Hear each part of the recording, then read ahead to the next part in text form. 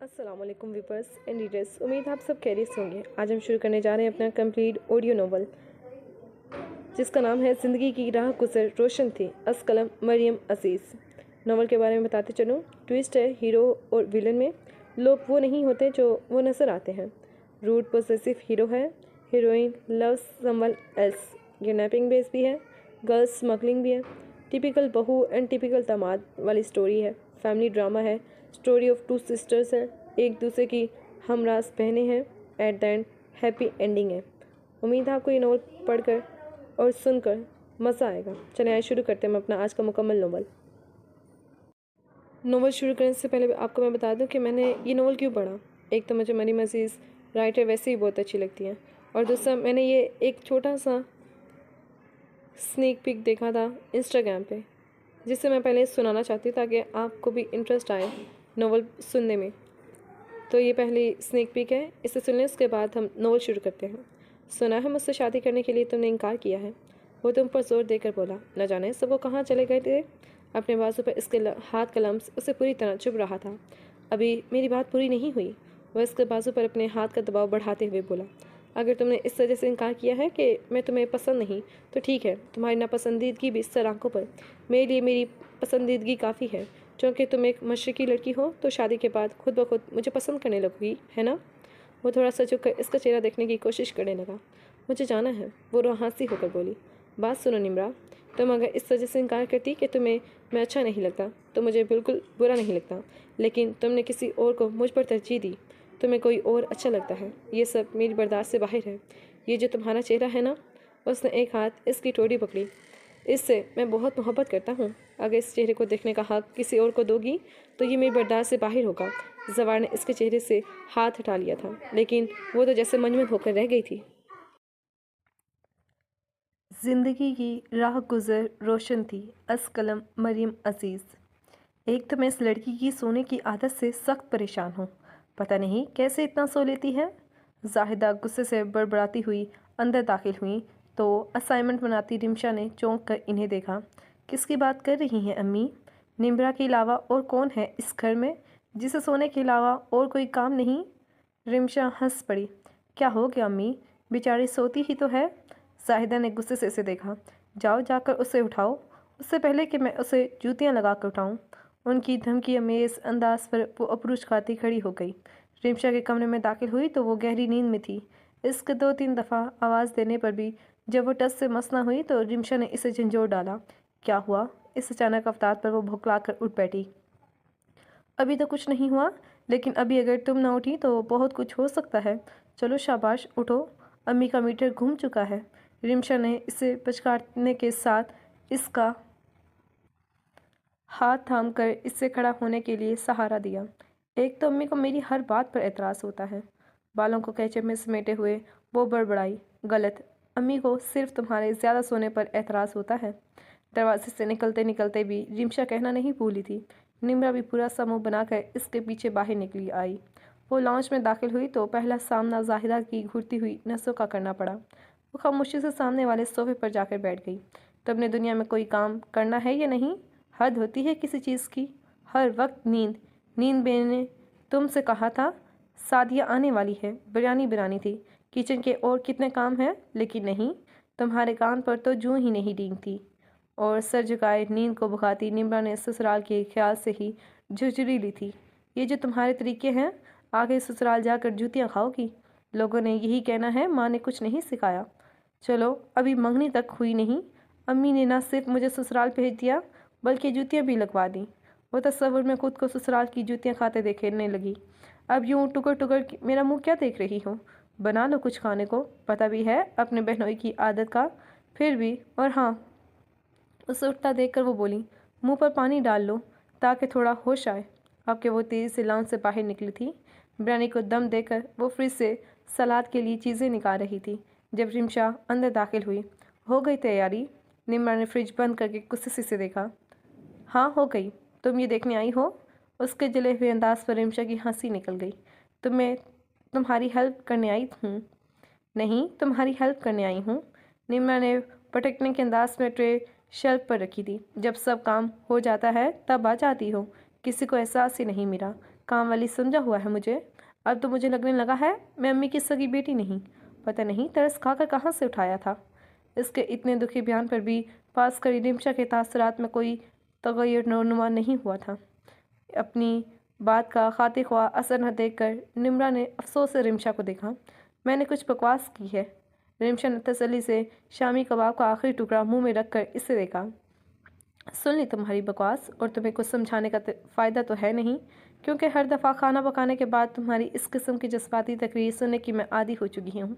और ये तरस खाकर उठाए जाने वाली बात ज़रा अम्मी के सामने जाकर कहो, बताएंगी तुम्हें। रिमशा की धमकी का ठीक ठाक असर हुआ। वो बुरा समूह बनाकर दोबारा काम में लग गई थी। कबाब बड़े अच्छे बने हैं। प्लेट से दूसरा कबाब उठाते हुए रिमशा चिढ़ाने वाले अंदाज में बोली तो निम्रा तड़प कर मुड़ी। अल्लाह करे तुम ये कबाब खाकर मोटी भैंस बन जाओ। इसके कोसने पर रिमशा कहका लगाकर बाहर निकल गई, जबकि वो सारा गुस्सा बर्तनों पर निकालने लगी। ओह, तो बड़े बड़े लोगों को वक्त मिल गया कि वो हम गरीब लोगों से मिल लें। जो ही इसने डाइनिंग रूम में कदम रखा, ज़राफ़त भाई की तंज़ी आवाज़ इसकी समातों से टकराई। इसका हलक तक कड़वा हो गया, लेकिन इसके बावजूद वो एक जबरी मुस्कुराहट होंठों पर ले आई। ऐसी बात नहीं ज़राफ़त भाई, काम की वजह से हुलिया ख़राब हो रहा था, बस चेंज करने गई थी। तो तुम्हारे कहने का मतलब है हमारी वजह से तुम सारा दिन किचन में मसरूफ़ रहीं? भाई इतनी मुसीबत थी तो बता देती, हम आते ही नहीं। निम्रा ने बेबसी से अपनी माँ को देखा, जिन्होंने आंख के इशारे से इसे बोलने से मना कर दिया था। ज़राफ़त बेटा, इतनी थोड़ी बिरयानी डाली है तुमने, और लो ना, और ये कबाब लो। साहिदा के कहने पर निम्रा ने इनकी प्लेट का जायज़ा लिया, जहाँ पहले से चावल और चिकन का पहाड़ बना था। वह गहरा सांस लेकर कुर्सी पर बैठ गई और मुस्कुराकर अपनी बहन को देखा, जिसके चेहरे पर हस्बे मामूल हवाइयाँ उड़ रही थीं। फिर इसने नजरें निम्शा की तरफ घुमाई, जिसके माथे के बल वो बासानी देख सकती थी। वो जानती थी वो कितने अज़ब से बैठी है। और आंटी जी, हमारे साले साहब और उनकी जोजा मोहतरमा नज़र नहीं आ रही। जब काफ़ी देर तक कोई बात इनकी गिरफ्त में नहीं आई तो इन्होंने नया नुक्ता एतराज़ निकाल दिया। बेटा, वसीम दुल्हन के साथ उसके मैके गया हुआ है। ज़राफ़त भाई का एक कहका गूंजा था। रिमशा ने नागवारी से इन्हें देखा। जब भी आओ वसीम साहब वहीं पाए जाते हैं। कहीं घर दामाद बनने की तैयारी तो नहीं हो रही? अपने घटिया मजाक से वो खुद ही महफूज होकर हंस रहे थे, जबकि बाकी अफराद बिल्कुल खामोश थे। रिमशा बेटा, आइसक्रीम ले आओ। साहिदा कब से रिमशा को देख रही थी और जानती थी किसी भी वक्त उसका जब जवाब दे सकता है, इसलिए इन्होंने इसे उठा दिया था। कुछ देर बाद वो खुद भी इसके पीछे आई थी। वो क्रिस्टल बाउल पटकने के अंदाज में ट्रे में रख रही थी।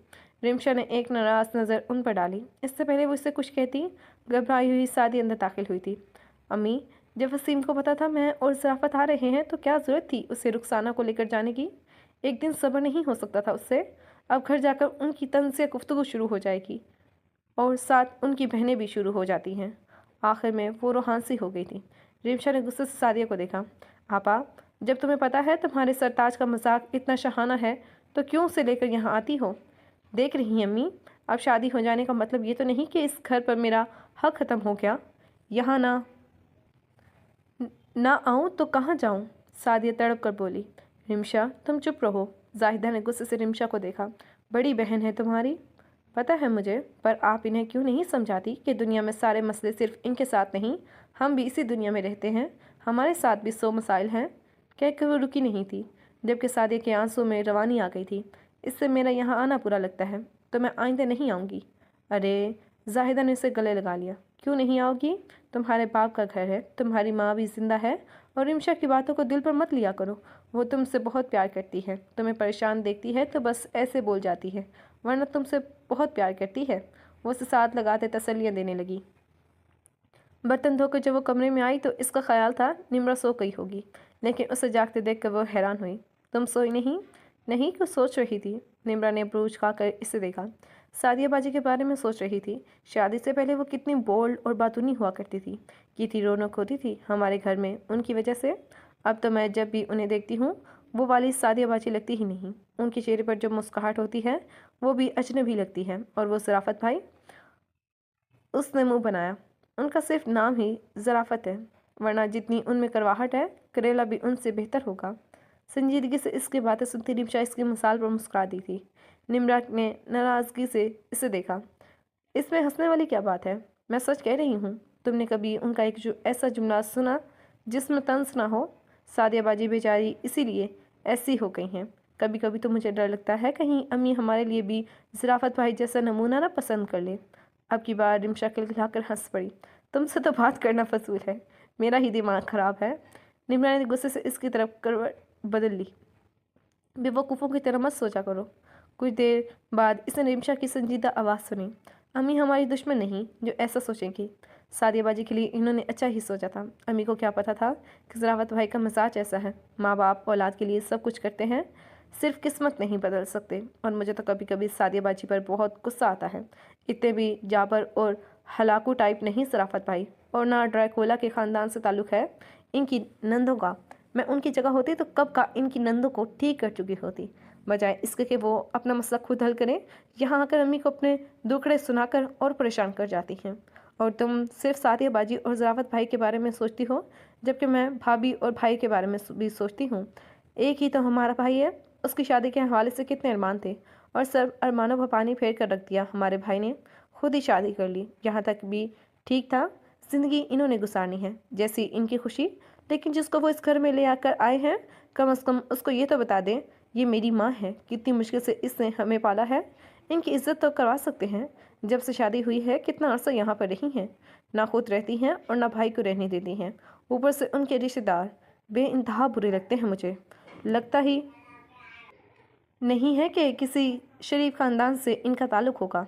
रिमशा के कड़वे लहजे पर निम्रा ने भी बुरा समूह बनाया। भाभी के घर वाले इससे भी अच्छे नहीं लगते थे, ख़ास तौर पर उनका भाई। अजीब घटिया अंदाज था उसका देखने का, और गुफ्तगू भी इतनी ही फजूल करता था। चलो अब सो जाओ, तुमने तो सुबह कॉलेज जाना नहीं। पर मुझे जाना है, रिमशा ने कहने के साथ लाइट ऑफ कर दी और इसके करीब आकर लेट गई। निम्रा वो धुले हुए कपड़ों की टोकरी लिए छत पर जा रही थी जब रुखसाना की आवाज़ पर रुक गई। ज़रा 2 ग्लास जूस तो मेरे कमरे में दे जाना। रुखसाना के होठर पर इसने अपने हाथ में थामी टोकरी को देखा और गहरी सांस लेकर टोकरी ज़मीन पर रख दी और किचन की तरफ आ गई। 2 कदम के फासले पर किचन है, लेकिन मजाल है जो कदमों को थोड़ी सी सहमत भी दे दी जाए। ट्रे में ग्लास रखते हुए वो मुझसे बड़बड़ा रही थी, और जब दस्तक देकर वो अंदर दाखिल हुई तो सामने बेड पर नीम दराज भाभी के भाई को देखकर इसका दिल चाहा कि काश इसको छू मंतर आता और वो पलक झपकने में गायब हो जाती। इस पर नज़र पड़ते ही वो सीधा होकर बैठ गया और जिस तरह इसको देखकर मुस्कुराया, निम्रा का दिल चाहा इसे जलाकर खास तक कर दे। वो ट्रे टेबल पर रखकर मुड़ने लगी थी जब इसने इसे कहते हुए सुना था, रुखसाना तुम्हारे ससुराल में घर आए मेहमान से को सलाम करने का रवाज नहीं है। निम्रा की मुठ्ठियाँ भिज गई थी, जानती थी किसे सुनाया जा रहा है। वो नज़रअंदाज करके दरवाजे की तरफ बढ़ गई। इतनी दूर से आया हूँ, खाली जूस पर ही टरखा दोगी? कुछ खाने को भी मंगवा लो। निम्रा सर चाय के साथ कबाब और रोल भी ले आना। निम्रा तलमलाती हुई बाहर आ गई। रुखसाना पता नहीं जवार को कौन से किस्से सुना रही थी, लेकिन इसकी पुरसोच नजरें दरवाजे पर जमी थी जहाँ से वो गई थी और जहाँ से अभी उसे आना था। तुम्हारी सास और तुम्हारी वो दूसरी खूनख्वार नंद कहाँ हैं? अपनी राम कहानी के जवाब में ये साल सुनकर वो बदमज़ा तो ज़रूर हुई थी, लेकिन कहा कुछ नहीं। रिमशा तो कॉलेज गई है और सास साहिबा गई हैं किसी की मजाज पुरसी करने। इससे काफ़ी बेसारी से इनका जिक्र किया। इसने हंकारा भरा, जिसका आखिरी घूंट लेकर ग्लास साइड टेबल पर रखा और खड़ा हो गया। तुम कहाँ जा रहे हो? रुखसाना ने कदरे हैरत से इसे देखा। ऐसे ही सोच रहा हूँ, घर का चक्कर लगा लूँ। रुखसाना के माथे पे बल पड़ गए थे। आराम से बैठ जाओ ज़रा। जवार क्यों क्या मैं जानती नहीं क्या कि तुम चक्कर लगाने जा रहे हो या चक्कर चलाने? वह कहकर लगाकर हंस पड़ा। जब जानती हो तो रोक क्यों रही हो? इसलिए कि तुम इस वक्त वसीम के घर में हो और वो वसीम की बहन है। अगर वसीम को पता चल गया ना, उससे आगे बात अधूरी छोड़ दी। ओह, मैं डर गया। उससे डरने की एक्टिंग की तो रुखसाना ने नागवारी से इसे देखा। ये तुम वसीम की धमकी उसे देना जो वसीम को ना जानता हो, और वसीम तुम्हारा क्या कर लेगा? काट का उल्लू बनाया हुआ है तुमने, जो कहती हो आंख बंद करके यकीन कर लेता है। इसका मतलब ये नहीं कि तुम उसकी बहन को तंग करो। तंग कहाँ कर रहा हूँ? वो अपने गले में पड़ी चेन को घुमाते हुए बोला। तो रुखसाना ने साली नज़र से इसे देखा। दिल आ गया है उस पर? रुखसाना कहकर लगाकर हंस पड़ी थी। जवार ने गुस्से से इसे देखा। हंसने वाली क्या बात है? तुम्हारा दिल तो हर दूसरे दिन किसी न किसी पर आ रहा होता है। हाँ, लेकिन इससे मैंने शादी करने का सोचा है। क्या? अब की बार रुखसाना को सही मायनों में झटका लगा था। दिमाग तो ठीक है तुम्हारा? रुखसाना एकदम बैठने से खड़े हो गई थी। बिल्कुल ठीक है, और बहुत सोच समझ कर ये फैसला किया है, और तुम मेरी मदद करोगी ये शादी करवाने में। मैं? रुखसाना ने अपने सीने पर उंगली रखकर कहा। कोई नहीं मानेगा। उस घर के लोग मुझे पसंद नहीं करते, और तुम्हारी रेपुटेशन भी खैर से काफ़ी अच्छी है। वो तंसी अंदाज में इसे देखते हुए बोली। इसीलिए तो तुमसे कह रहा हूँ, तुम तो अगर वसीम को मना लोगी तो आधे से ज़्यादा मसला तो यहीं ही हल हो जाएगा, और इसके घर वाले इसकी बात ना मानकर जाएंगे कहाँ? रुखसाना ने गहरी सांस ली, जिसका मतलब था वो कायल हो गई है। पर तुम्हें उसमें नज़र क्या आया है, जिस सारी दुनिया की लड़कियां छोड़कर तुम इससे शादी करने को तैयार हो गए हो? प्योरिटी, खालिसपन है उसकी ज़ात में, बड़ी मासूम सी है, और मेरे जैसे बंदे के लिए ऐसी ही लड़की चाहिए जो मुझसे मेरे दिन रात का, मेरे काम का हिसाब न मांगे। मैं बेशक बाहर 10 लड़कियों के साथ राहु रस्म रखूं, लेकिन वो बस मेरे लिए हो। रुखसाना ने ताली बजाकर दाद दी। क्या सोच है? 900 चूहे खाकर बिल्ली हज को चली। क्या तुम्हें लगता है तुम जैसे करेक्टरलेस इंसान को इतनी नेक शरीफ लड़की मिल सकती है? जवार के जबड़े भींच गए थे। फिर जैसे गुस्से पर काबू पाकर वो मुस्कुराया।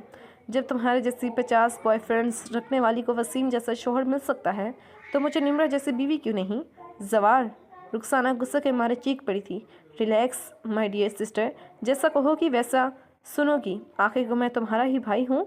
इससे पहले वो कोई जवाब देती, निम्रा ट्रॉली घसीटते हुए अंदर दाखिल हुई। ट्रॉली रखकर वो 1 सेकंड का इंतजार किए बगैर वापस मुड़ गई। मुबादला कुछ और ना फरमाइश कर दी जाए, और फिर तब तक बाहर नहीं निकली जब तक वो चला नहीं गया, और जाहिदा घर वापस नहीं आ गई। खुदा का वास्ता है निम्रा, अब आ भी जाओ, और कितना तैयार होगी? हम अस्पताल जा रहे हैं, किसी फंक्शन में नहीं। इसे मुझसे आधे घंटे से आईने के आगे खड़े देखकर रिमशा उकता कर बोली।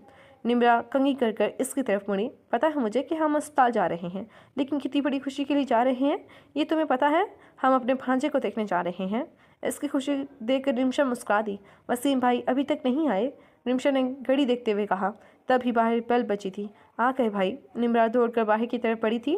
रिमशा ने सब दरवाजे लॉक किए, और जब वो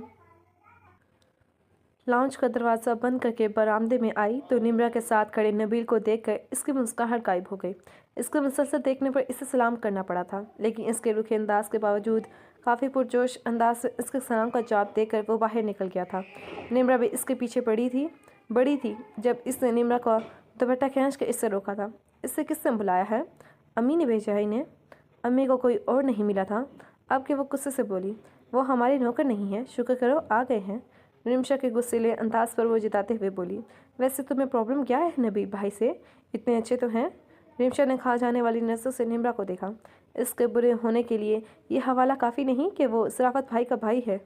निम्रा ने कुछ कहने के लिए मुंह खोला ही था जब रिमशा ने इसे टोक दिया। तुम प्लीज़ अपनी चोंच बंद ही रखो, पहले ही मेरा मूड ऑफ हो गया है। निम्रा पूरा सा मुँह बनाकर गाड़ी की तरफ बढ़ गई, जहाँ नबील का कार का अगला दरवाज़ा खोले इनका मुंतज़िर था। निम्रा जानती थी ये दरवाज़ा किसके लिए खोला गया है, और वो ये भी जानती थी रिमशा कभी नहीं बैठेगी। इससे पहले कि रिमशा कोई सख्त बात कहकर माहौल को ख़राब करती, वो अगली सीट पर बैठ गई। नबील ने एक खामोश नज़र पीछे रिमशा पर डाली और ड्राइविंग सीट पर आकर बैठ गया। सारा रास्ता खामोशी से कटा था। जब वह अस्पताल पहुंचे तो वहाँ साहिदा के अलावा शराफत भाई, इनकी वालदा और दोनों बहनें भी मौजूद थीं। सबको सलाम करके वो दोनों सादी के पास लेटे बच्चे की तरफ आ गई। कितना प्यारा है, बिल्कुल मुझ पर क्या है? रिमशा ने फ़ौरन इसे गोद में उठा लिया। तुम पर गया होता तो प्यारा ना होता, निम्रा ने बुरा समूह बनाकर कहा। तभी जायदा इसके करीब आकर सरगोशी में बोली, वसीम को फ़ोन किया था? मैंने फ़ोन किया था, भाई कह रहे थे भाभी की तबीयत ठीक नहीं, वो शाम को आएंगे। निम्रा के जवाब पर जाहिदा के चेहरे पर परेशानी झलकने लगी। तुम कहाँ चले गए थे? सादी के सास की तेज़ आवाज़ पर तीनों मुड़कर पीछे देखने लगे, जहाँ नबील खड़ा था। नबील को मैंने ही भेजा था बच्चे को लाने के लिए। जायदा ने कुछ शर्मिंदा होकर वजाहत दी।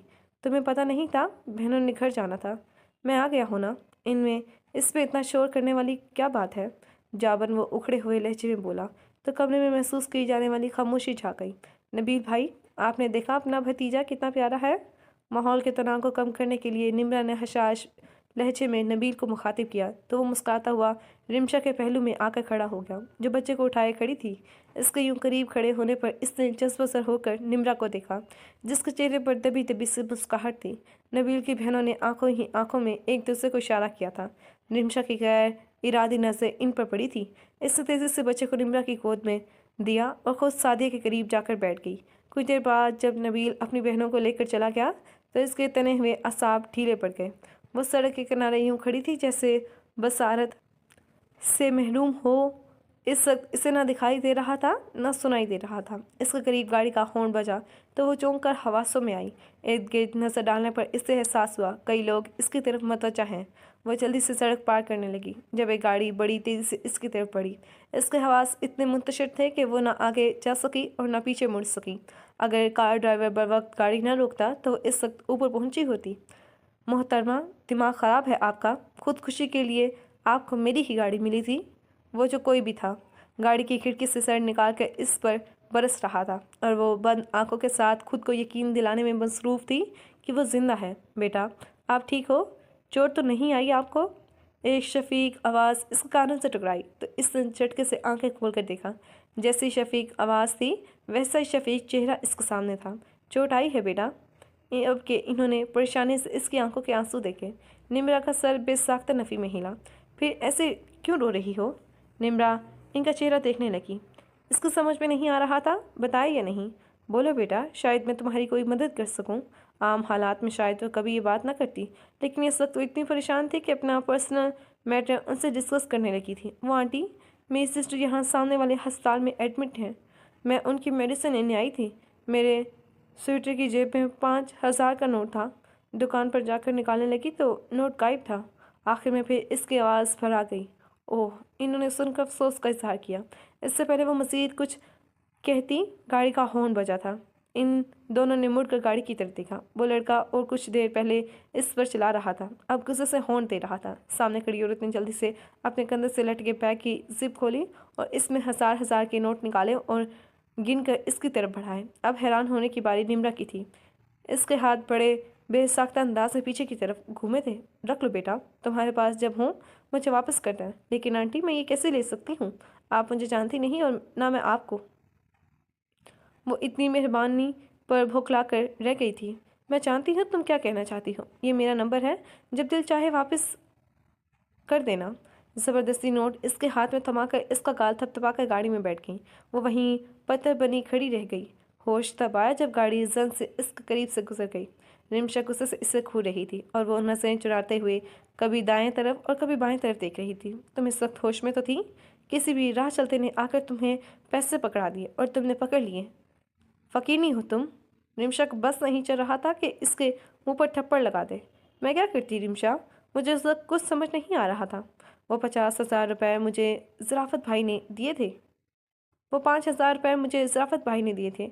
अगर मैं जाकर कहती कि मुझसे गुम हो गए तो तुम्हें क्या लगता है वो मेरा यकीन करते? उल्टा उन्होंने मेरे साथ साथ सादियाबाजी की बेइज्जती कर देनी थी।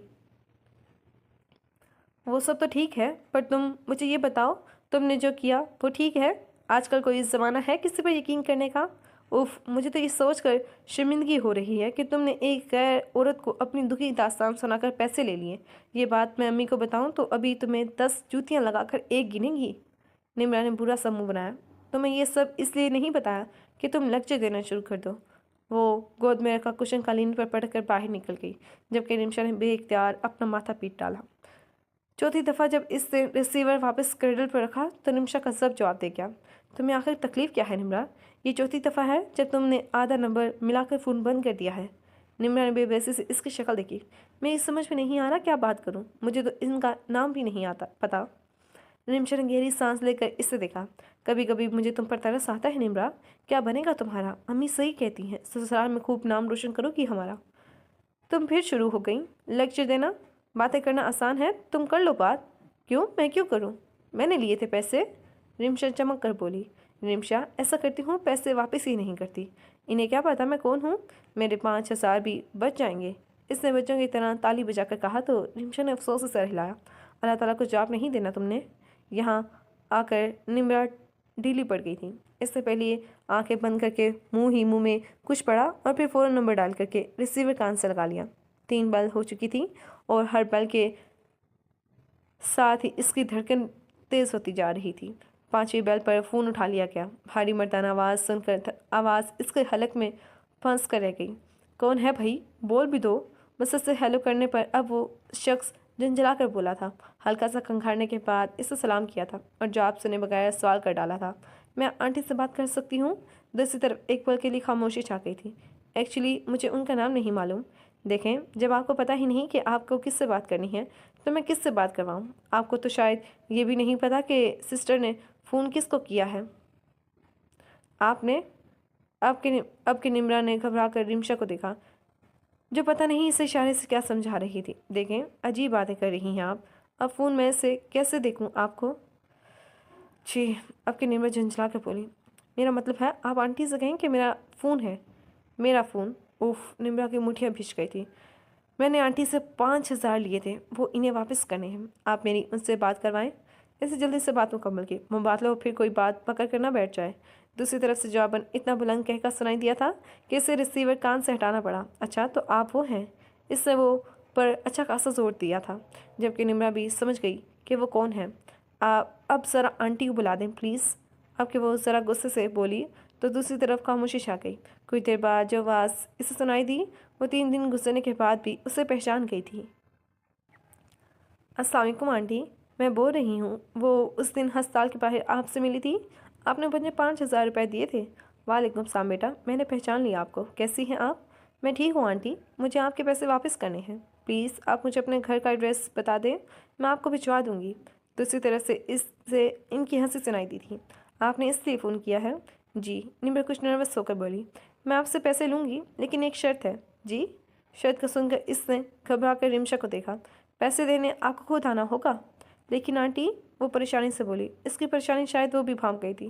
बेटा, आप टेंशन न लें, मैं सिर्फ आपसे मिलना चाहती थी। अगर आप नहीं आना चाहती तो कोई बात नहीं। नहीं आंटी, ऐसी बात नहीं, आप मुझे एड्रेस बताएं, मैं आ जाती हूँ। और गौर से सुनती रिमशा ने अपना सर पीट लिया था।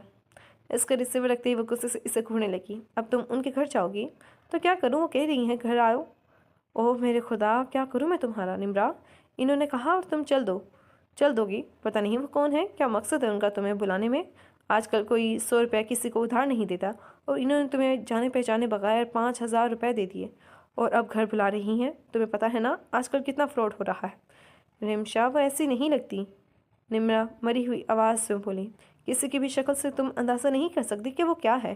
कहकर रिमशा खड़ी हो गई थी। रिमशा प्लीज़, अब मैंने कह दिया है, तुम मेरे साथ चलो, हम गेट पर पैसे पकड़ा कर आ जाएंगे। रिमशा गुस्से से पलटी, दिमाग ख़राब हो गया है तुम्हारा निम्रा? एड्रेस उन्होंने तुम्हें बता दिया? मनी ऑर्डर कर दो, मैं नहीं जाने वाली, और अगर तुमने मज़ीद बकवास की तो मैं अम्मी को बता दूंगी। रिमशा गुस्से से बोलती हुई कमरे से बाहर निकल गई। 5वें घर का दरवाज़ा भी जब इन पर बंद हुआ तो इसने डरते डरते रिमशा पर नजर डाली, जिसका चेहरा गुस्से से मारे लाल हो रहा था। रिमशा, उससे बेचारगी से पुकारा, शट अप, गलती मेरी है जो मैं तुम्हारे आंसू को देखकर जज्बाती हो गई और इस पागलपन में तुम्हारा साथ देने के लिए तैयार हो गई। अब पिछले 1 घंटे से कवार हो रहे हैं, ऊपर से नाम तक नहीं पूछा तुमने। वो पहले ही परेशान हो रही थी, ऊपर से रिमशा का गुस्सा इसने एकदम रोना शुरू कर दिया। खुदा के लिए निम्रा, बंद करो ये बचपना। सड़क पर खड़े होकर रोना शुरू कर दिया है तुमने। एक तो गलती करती हो, ऊपर से रोती हो। चलो ये आखिरी गेट नॉक करके देख लेते हैं, ये ना हुआ तो बस फिर घर चलते हैं। रिमशा ने बहल दी तो निम्रा ने आंखें बंद कर ली और जितनी दुआएं इसे याद थी वो सब पढ़ डाली। गेट खुलने पर इसने तेजी से आंखें खोली। बाहर हालात में ये चेहरा देखकर इससे कोई खुशी नहीं हुई थी, लेकिन इसका दिल चाह रहा था वो खुशी के मारे इसके गले लग जाए।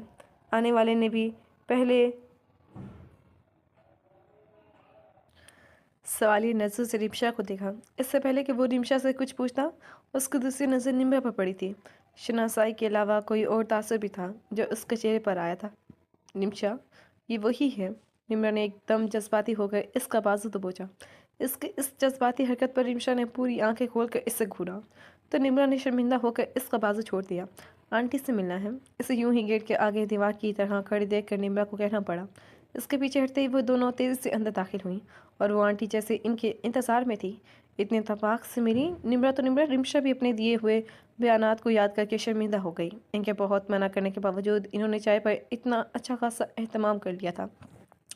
निम्रा ने एक नाराज नजर निमिषा पर डाली, जो पिछले आधे घंटे से न सिर्फ बातें कर रही थी बल्कि कहके लगा रही थी। आंटी ये इतनी बेवकूफ़ है, आपसे इतनी बड़ी मदद ले ली मगर आपका नाम तक ना पूछा, बस पैसे थाम लिए। और उस दिन फ़ोन किया तो भी आपका नाम नहीं पूछा। इस तरह की बेवकूफ़ियों की वजह से अम्मी भी परेशान रहती हैं। वो तो इसकी किस्मत अच्छी है कि आप अच्छी हैं, वरना अगर कोई बुरे लोग मिल जाते तो। निमिषा के सियासी बयान पर निम्रा ने दांत पीस कर सिर पूरा। नहीं बेटा, निम्रा बेवकूफ़ नहीं, मासूम है। इसकी यही बात तो मुझे अच्छी लगी थी। आज कल के दौर में इतनी सादगी कहाँ देखने को मिलती है। अपनी इतनी तारीफ पर निम्रा बेख्तियार खुश हो गई थी। ये पहली बार था जब कोई इसे समझा था। इसकी मासूमियत को बेवकूफ़ी का नाम नहीं दिया गया था। और बेटा, आजकल जैसा दौर जा रहा है वहाँ किसी की अच्छी नीयत का भी मशकूक नज़रों से ही देखा जाता है। अभी थोड़ी देर पहले मैं अपने बेटे से ही बात कर रही थी, वो भी यही कह रहा था कि मैं आप पर और इस लड़की पर हैरान हूँ। इसने कैसे बिना झिझक आपको अपनी प्रॉब्लम बता दी और आपने कैसे बेधड़क इसकी मदद कर दी। और अगर वो आपके पैसे लौटाने वापस ना आई तो? मैंने इससे कहा मुझे पूरा यकीन है मेरा दिल किसी को पहचानने में धोखा नहीं खा सकता। और देख लो, निम्रा मेरे सामने है। उन्होंने बड़े प्यार से निम्रा को देखा तो वो नर्वस होकर निमिषा को देखने लगी। निमिषा भी इसे देखकर मुस्कुरा रही थी। आंटी, आप घर में अकेली होती हैं? निमिषा ने खामोश महसूस करके इससे सवाल किया। हाँ, इन्होंने गहरी सांस ली। मैं और बस मेरा बेटा मोइस। और आपके शोहर? आपके निम्रा ने पूछा। मोइस 15 साल का था जब उनकी डेथ हो गई। इनके लहजे में अफसरदगी महसूस करके निमिषा ने बात बदल दी। अच्छा आंटी, अब हमें इजाज़त दें। बेटा थोड़ी देर और बैठें, अच्छा लग रहा था तुम लोगों की वजह से। आंटी, अच्छा तो हमें भी लगा आपसे मिलकर, लेकिन अम्मी को हम बाजार का कह कर आए हैं और अब शाम होने वाली है। कोई बात नहीं, मैं तुम लोगों को छोड़ आती हूँ, इसी बहाने तुम्हारा घर भी देख लूँगी। इन्होंने मुस्कुराकर दोनों के चेहरे देखे। मोइस, इन्होंने अपने बेटे को आवाज़ दी। सारा रास्ता रिमशा और आंटी बातें करते रहे, जबकि वो यही सोच कर बोलती रही, अगर अम्मी को पता चल गया कि वो किसी गैर के साथ इसकी गाड़ी में आए हैं तो क्या हशर होगा, और अगर भाभी ने देख लिया तो? उसने बेसाख्ता झुरझुरी लेकर सामने देखा तो नज़र मिरर पर जा पड़ी, जहाँ वो दो आंखें इसे ही देख रही थीं। इससे सर पड़ाकर पूरा चेहरा खिड़की की तरफ मोड़ लिया। कार इनके घर के दरवाजे के आगे रुकी। वो दोनों उतरने लगी थी जब इन्होंने आंटी की आवाज़ सुनी। बेटा, आपने अभी भी मेरा नाम नहीं पूछा। इनकी आवाज़ में शरारत थी। निम्रा तो शर्मिंदा हो गई थी, जबकि रिमशा खिलखिलाकर हंस पड़ी। आंटी, आपका नाम? आपके वो शायद से बोली। कुस्सिया इश्तियाक नाम है मेरा। रिमशा अलविदाई कलमात के साथ शुक्रिया अदा करने लगी तो इसने दजोदीदा नज़रों से ड्राइविंग सीट की तरफ देखा। वहाँ बड़े इत्मीनान से उसका जायसा लिया जा रहा था। वह घबरा कर कोई बात किए बगैर अंदर की तरफ बढ़ गई। कुछ देर बाद रिमशा तेज़ी से इसके पीछे आई। निम्रा, तुम अकल के साथ लगता है तमीज़ भी बेच कर खा गई हो। 1 लाख नाम की भी कोई चीज़ होती है? वो हमें छोड़ने घर तक आई और तुमने शुक्रिया तक अदा नहीं किया। तुम तो रहने दो। निम्रा ने गुस्से से देखा। यहाँ तुमने मुझे कितने लेक्चर्स दिए थे और वहाँ खुद कैसे हंस हंस कर बातें कर रही थी, तो बुरा क्या किया? कितनी अच्छी आंटी थी। जब मैंने कहा था तब तो तुमने कुछ और कहा था। निमिषा नजर चुराते हुए बोली। तब मैं उनसे मिली नहीं थी।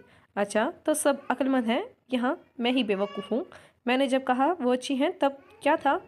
अच्छा बाबा, माफ़ करो मुझे, मेरा बहस का मूड नहीं, कहकर वो अंदर की तरफ बढ़ गई, जबकि निम्रा कितनी देर तक गुस्से में वहीं खड़ी रही। कमरे में दाखिल होते ही इसकी पहली नज़र होती हुई रुखसाना पर पड़ी। वो तेज़ी से इसकी तरफ पड़ा। क्या हुआ रुखसाना? उसके पूछने की देर थी, उसके रोने की रफ्तार में मज़ीद इजाफा हो गया। रुखसाना, आखिर हुआ क्या है? कुछ बता भी तो चले।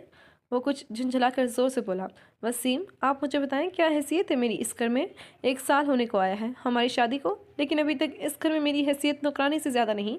अगर मैं आपकी अम्मी की पसंद नहीं तो मेरा कसूर है?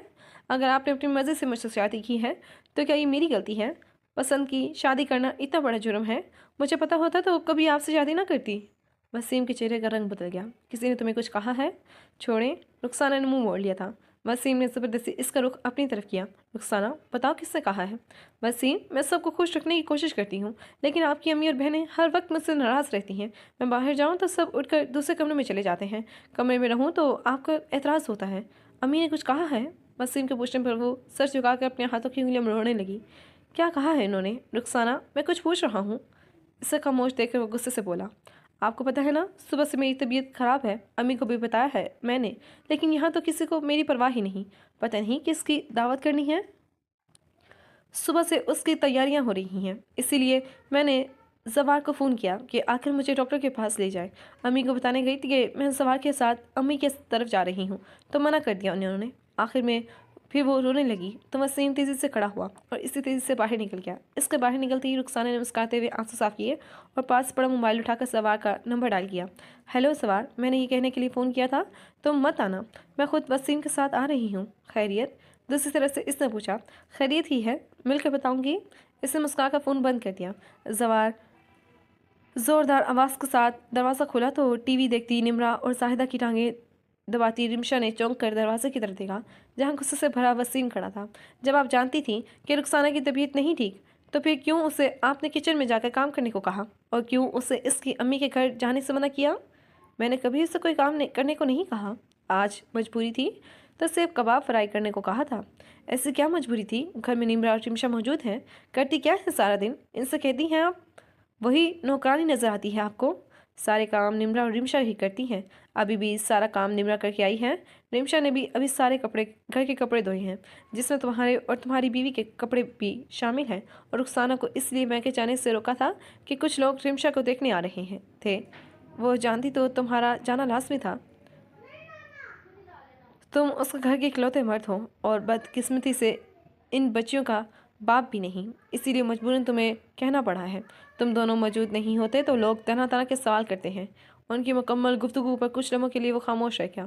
गला कंगाल कर बोला, बहरहाल रुखसाना को काम का ना कहा करें। इससे पहले भी मुझसे काफ़ी दफ़ा शिकवा किया है, मैं ही इग्नोर कर देता था, लेकिन बार बार इग्नोर नहीं कर सकता। मुड़कर इसने एक नज़र दोनों बहनों पर डाली और बाहर निकल गया। इसके बाहर निकलते ही निम्रा तेज़ी से माँ की तरफ पड़ी और इन्हें बाजू के घेरे में लेकर इनके आंसू साफ किए, लेकिन इनके आंसू में मज़ीद रवानी आ गई थी। रिमशा के माथे की शक्लें मज़ीद गहरी हुई थी। आपको साफ साफ भाई को सब बताना चाहिए था। वो भाई के कान भर देती हैं और वो आप पर चीखते चिल्लाते हैं। कौन सा पहाड़ तोड़ने को कह दिया था उस महारानी को? सारा दिन वो करती क्या है? इसकी आवाज़ गुस्से के मारे बुलंद होती जा रही थी। जायदा ने घबरा कर इसे देखा। खुदा के लिए रिमशा, चुप कर जाओ, क्यों मज़ीद तमाशा बनवाओगी? तुम जाओ, तैयार हो जाओ, वो लोग आने वाले होंगे। मुझे नहीं होना तैयार और ना ही मुझे किसी से मिलना है।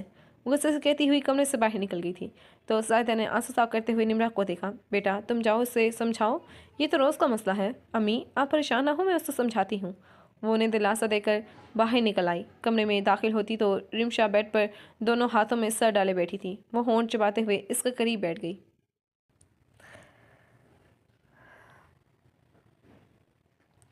इससे पहले वो कुछ कहती, रिमशा ने सर घुमाकर इससे देखा। देखो, अगर तुम मुझे कोई नसीहत करने या समझाने आई हो तो बेकार है। रिमशा प्लीज़, तुम किसी का गुस्सा खुद पर क्यों निकाल रही हो? रिमशा झटके से खड़ी हुई। हद होती है किसी चीज़ की। जब से वो औरत हमारे घर आई है, सुकून बर्बाद करके रख दिया है। कभी वसीम भाई ने जवाब दिया था अम्मी को? अब देखो उसने कितना बदगुमान कर दिया है वसीम भाई को हम सब से। मुझे तो इसकी प्रॉब्लम समझ ही नहीं आती। कभी हमने इससे रवायती नंदों वाले सलूक किया? वो निम्रा से सवाल कर रही थी। निम्रा उसे क्या जवाब देती? वो खुद उसकी सब बातों से इत्तेफाक करती थी, लेकिन अब उसकी हमायत करना उसके गुस्से को मज़ीद बढ़ा देता। प्लीज़ रिमशा, तुम अब अपना मूड ख़राब ना करो। तुम जानती हो भाभी ये सब हमें तंग करने के लिए करती हैं। तुम इस तरह करोगी तो वो अपने मकसद में कामयाब हो जाएंगी और अम्मी परेशान होंगी। अम्मी की खातिर प्लीज़ अपना मूड ठीक कर लो। रिमशा कुछ देर खामोशी से कारपेट पर घूरती रही, जैसे सब करने की कोशिश कर रही हो। रिमशा, निम्रा ने इसके हाथ थाम कर मलतजी अंदाज से इसे पकड़ा तो वो गहरा सांस लेकर मुस्कुरा दी। थैंक यू, अब तैयार हो जाओ, मैं किचन में जा रही हूँ। वो मुस्कुरा कर कहती हुई बाहर निकल गई। सारा कारनामा सुनाने के बाद रुखसाना ने दाद तलब नज़रों से देखा, लेकिन जवार की आंखों में गुस्सा था। क्या हुआ, तुम्हें अच्छा नहीं लगा?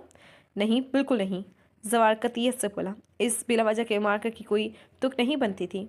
घर वालों के साथ बिगाड़ कर ना सिर्फ तुम अपनी रेपुटेशन मज़ीद ख़राब करोगी, बल्कि मेरी भी पोजीशन भी कमज़ोर कर रही हो। रुखसाना ने बुरा समूह बनाया। अब तुम्हारा तो उलूस सीधा करने के लिए मैं अपना बना बनाया काम नहीं बिगाड़ सकती। मुझे उन लोगों से बना कर रखने की ज़रूरत नहीं। मेरा मतलब वसीम है और वो मेरे काबू में है। बस जो थोड़ी देर अपने इससे अपने घर वालों के लिए हमदर्दी है वो ख़त्म हो जाए तो मेरा मकसद पूरा हुआ। मेरा एक अलग घर होगा जहाँ मैं आज़ादी से अपनी मर्ज़ी से रहूँगी। वो छत की तरफ देखते हुए बोली, तो तुम्हें वहाँ क्या तकलीफ़ है? अब भी तुम्हें मुकम्मल आज़ादी है। वो 3 बेचारी औरतें तुम्हें क्या तकलीफ़ देती हैं? रुखसाना ने खा जाने वाली नज़र से अपने भाई को देखा। मैं देख रही हूँ सवार, दिन ब दिन उस चुड़ैल का जादू ज़्यादा ही तुम्हारे सर पर चढ़कर बोलने लगा है। अपनी बहन की खुशी तुम्हें नज़र नहीं आ रही और इन बेचारियों की बेचारगी बड़ी महसूस हो रही है। रुखसाना के चले हुए अंदाज पर वो कहकर लगाकर हंसा था। अब चुड़ैल तो ना कहो, उसे इतनी मासूम और खूबसूरत है। वो मुस्कुराकर बोला। रुखसाना ने नागवारी से इसे देखा। एक बात कहूँ तुमसे? रुखसाना ने बकौर सवार को देखते हुए कहा। हाँ कहो, वो उसी मुस्कुराहट के साथ बोला।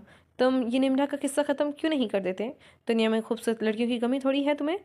इससे ज़्यादा खूबसूरत हसीन लड़कियां तुम्हें मिल जाएंगी, बल्कि कई एक दो को तो मैं भी जानती हूँ। उसकी मुस्कुराहट बड़ी तेज़ी से गायब हुई थी। आज तुमने ये बात कह दी, आइंदा मत कहना। निम्रा नहीं तो कोई नहीं, मेरे लिए सारी खूबसूरती बस उसकी ज़ात में है। और कोई चेहरा चाहे कितना ही हसीन क्यों ना हो, मेरे लिए उसकी कोई अहमियत नहीं। तुम कुछ नहीं कर सकती तो साफ बोलो, मैं खुद ही कुछ ना कुछ कर लूँगा। उसकी नाराज़गी देखकर वो कुछ घबरा गई थी। आप नाराज़ तो ना हो, अब नाराज़ तो ना हो। मैंने बस ऐसे ही एक बात कही थी। मैं वसीम से बात करूँगी। मैं कुछ दिनों के लिए दुबई जा रहा हूँ, मेरे आने तक बात कर लेना। वो कहकर कमरे से बाहर निकल गया, जबकि रुखसाना ने गुस्से से पास पड़ा कुशन उठाकर दीवार पर दे मारा। कबाब तलने के लिए इसने फ्राइंग पैन में तेल डाला जब डोरबेल बची थी। इसने एक नज़र गर्म होते तेल को देखा और चूल्हा हल्का करके बाहर की तरफ दौड़ लगा दी। वो मुतवक्का मेहमानों की मुंतज़िर थी, लेकिन दरवाजे खुलने तय ही सादिया और नबील की शक्ल देखकर वहीं रुक गई। अरे भाई, अंदर तो आने दो। ऐसे यूं ही दरवाजे के सामने खड़े देखकर सादिया ने टोका तो वो खसियाकर पीछे हटी। नन्हे हमजा को इसने सादिया की गोद से ले लिया था। अम्मी कहाँ हैं? खाली लाउंज देखकर सादिया ने पूछा। अपने कमरे में है, वो हमजा को प्यार करते हुए बोली। ये जलने की भूख कहाँ से आ रही है? नबील के पूछने पर इसने हमजा को नबील की गोद में थमाया और किचन की तरफ भागी। फ्राइंग पैन में पड़ा तेल खुश्क हो चुका था, जबकि फ्राइंग पैन जलकर स्याह हो चुका था। क्या हुआ, कुछ जल गया? वह सिंक में फ्राइंग पैन रख रही थी जब इसने नबील की आवाज़ सुनी। नहीं, बस तेल जला है, इसने मुस्कुराकर जवाब दिया। नबील ने नज़र घुमाकर किचन का जायज़ा लिया। काफ़ी एहतमाम किया है तुमने, कोई ख़ास मेहमान आ रहे हैं? निम्र ने मुस्कुराकर इससे देखा। जी बिल्कुल सही पहचाना आपने, मेहमान आ रहे हैं और वो भी बहुत ख़ास मेहमान। अच्छा, आपके नबील भी मुस्कुराया। ऐसे कौन से खास मेहमान हैं? रिमशा को देखने कुछ लोग आ रहे हैं। वो हलवे के लिए बादाम काट रही थी। इसने नहीं देखा था कि नबील के होंठों की मुस्कुराहट गायब हो गई थी। मुसलसल खामोशी पर निम्रा ने मुड़कर नबील को देखा, जो फर्श को देखते हुए न जाने किस सोच में गुम था। निम्रा के जोर से पुकारने पर वो चौंक कर इससे देखने लगा। नबील भाई, किचन में काफ़ी धुआं है, आप उसे बाहर ले जाए, लॉन्च में ले जाएं। मैं आपके लिए चाय और कबाब तल कर लाती हूँ। खाकर बताइएगा मैंने बनाए हैं।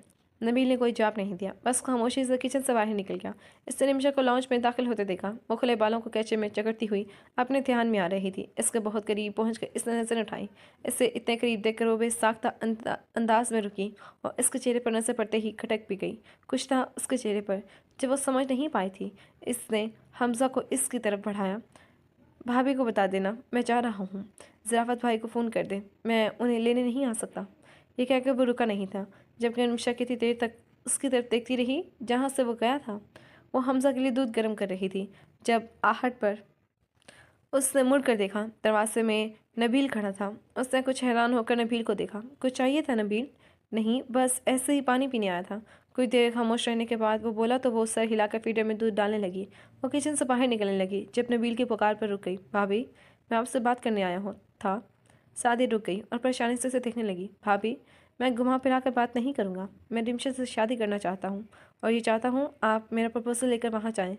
नबील की बात उसके लिए इतनी गैर मुतवक्किर थी कि अल्फाज कहीं गुम होकर रह गए थे। मैंने कुछ गलत कहा? उसे यूं खामोश देखकर वो बोला तो वो गड़बड़ाकर जल्दी से बोली। नहीं, मुझे क्या एतराज़ होगा, लेकिन वो आज उसके बाद पूरी होने से पहले वो दोबारा बोला। मुझे पता है वो आप क्या कहना चाहती हैं, इसीलिए तो आपसे कह रहा हूँ। सादे के चेहरे पर अब परेशानी झलकने लगी थी। क्यों भाभी, क्या मैं आपको अपनी बहन के काबिल नहीं लगता? नहीं नबील, ऐसी बात नहीं, लेकिन क्या अम्मी, आपा, बाजी सब मान जाएंगी? इस अपनी सास और नंदों का हवाला दिया। वो लोग कभी नहीं मानेंगे। सादी ने जैसे इसे जिताया था। वो लोग नहीं मानेंगे तो उनकी मर्ज़ी। मेरे लिए जिसकी मर्ज़ी अहम है वो रिमशा है, क्योंकि ज़िंदगी मैंने उसके साथ गुजारनी है। आपकी बाहर सादी कुछ नहीं बोली। आप अपने घर बात करें, मैं उम्मीद करता हूँ जवाब हाँ में ही होगा। वो कहकर रुका नहीं था। सादी के चेहरे पर मुस्कुराहट आ गई। वो चाय लेकर आई तो रिमशा हमजा को गोद में लिए खिला रही थी, जबकि सादी रिमशा को देखते हुए गहरी सोच में गुम थी। इसके प्याली आगे बढ़ाने पर भी इसकी नसों के तरकास में कोई फ़र्क नहीं आया था, तो निम्रा को इससे पुकारना पड़ा। इससे चौंक कर इसे देखा और फिर कब थाम लिया। क्या बात है बाजी, आप कुछ परेशान हैं? इसके पूछने पर रिमशा ने भी हमजा से नज़र हटाकर इसका चेहरा देखा। इन दोनों का मतवजा देखकर सादी ने खुद को वो सब कहने के लिए तैयार किया जिसे कहने के लिए वो रात भर जुमले तरतीब देती रही थी और अब पिछले आधे घंटे से हिम्मत जमा कर रही थी। दरअसल मैं अम्मी से एक बात करने आई थी, लेकिन इससे पहले मैंने सोचा मैं तुमसे बात कर लूँ। रिमशा सवाली नज़रों से इन्हें देखने लगी। कल नबील मेरे पास आया था, उससे कहा वो तुमसे शादी करना चाहता है। गौर से शादी की बात सुनते ही निम्रा अपनी जगह से उछल पड़ी। इससे मुस्कुराते हुए रिमशा की तरफ देखा, लेकिन इसको स्पार्ट और कतई सख्त असरात देखकर इसकी मुस्कुराहट सिमट गई। मैं आज अम्मी से यही बात करने आई हूँ, सोचा तुम्हें भी बता दूँ। अम्मी से इस सिलसिले में कोई बात करने की जरूरत नहीं। रिमशा के दो टोक अंदाज पर सादी ने परेशानी से इसे देखा। क्यों?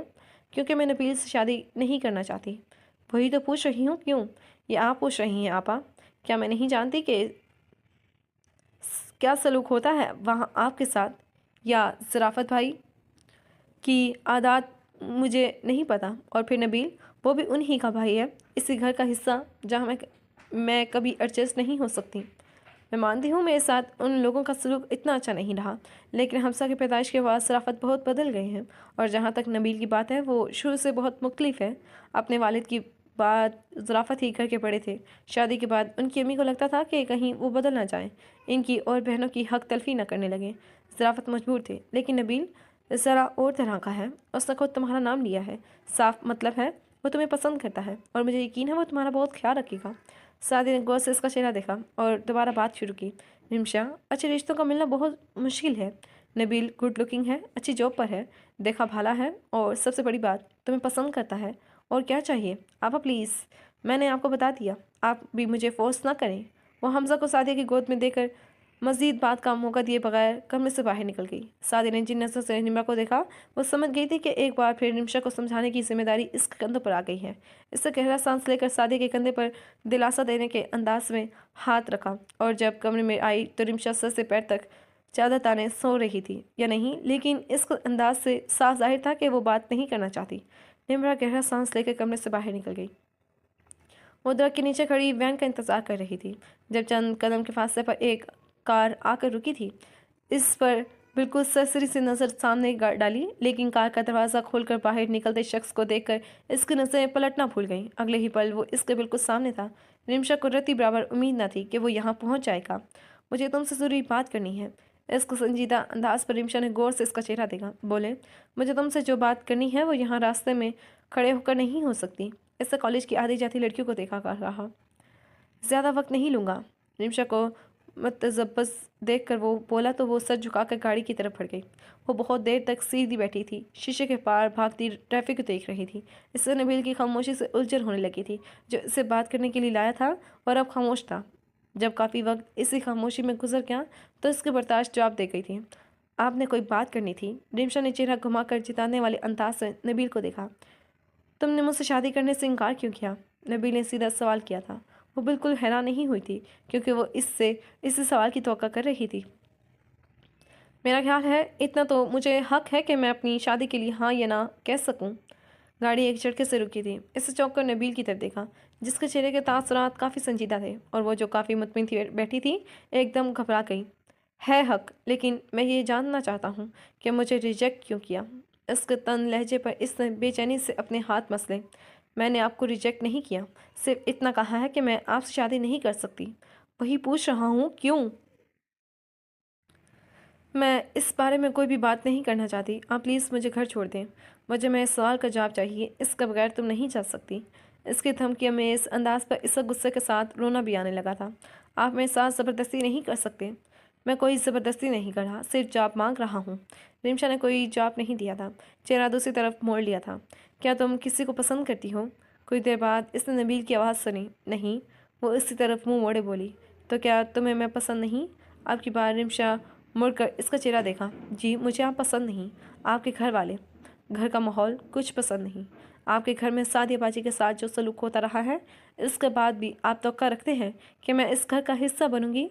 जिस तरह ज़राफ़त भाई और आपकी बहनें मिलकर बाजी को टॉर्चर करती हैं, आप चाहते हैं मेरे साथ भी वैसा ही हो, और मैं भी एहसास कमतरी का शिकार रहूं, होकर ज़हनी मरीज़ बन जाऊं। मैं ये नहीं कहूँगा कि जो तुमने कहा गलत है, बेशक ऐसा ही होता होगा, लेकिन पहले मैं यहाँ नहीं था। मुझे कनाडा से आए चंद माह हुए हैं। जो हुआ मैं उसे बदल तो नहीं सकता, लेकिन ये कह सकता हूँ आइंदा ऐसा नहीं होगा। रिमशा ने सर को झटका दिया। ये सब कहने की बातें हैं। इसके कहने पर वो मुस्कुरा दिया था। खैर, तुम जो भी कहो, मैं सिर्फ इतना जानता हूँ, मैं तुमसे मोहब्बत करता हूँ और मुझे बस तुमसे ही शादी करनी है। और रिमशा ने इतनी हैरत से नबील को देखा जैसे इसके सर पर से ही निकल आए हों। अभी कुछ माह हुए थे कि वो मिले थे, एक दूसरे को ठीक से जानते भी नहीं थे और इसे याद नहीं पड़ता था कि इसने कभी नबील से आराम से मुस्कुरा कर बात की हो। इसके इतने बुरे रवैये के बावजूद वो उससे मोहब्बत करता है। वो हैरान न होती तो क्या करती? वो कितनी देर इसकी आंखों में देखती रही, फिर खुद ही नसें हटा ली। सिर्फ एक जुमले के बाद इसके पास जैसे कहने को कुछ बचा ही नहीं था। इसकी खामोशी पर नबील ने मज़ीद कोई सवाल नहीं किया था। यूँ सारा रास्ता खामोशी में कटा था। वो गाड़ी से उतरने लगी थी जब नबील ने इसे पुकारा था। मैं नहीं जानता रिमशा, तुम्हें मेरी बातों पर यकीन है या नहीं, लेकिन मेरी तुमसे एक रिक्वेस्ट है। तुम एक दफ़ा न्यूट्रल होकर मेरे बारे में सोचो।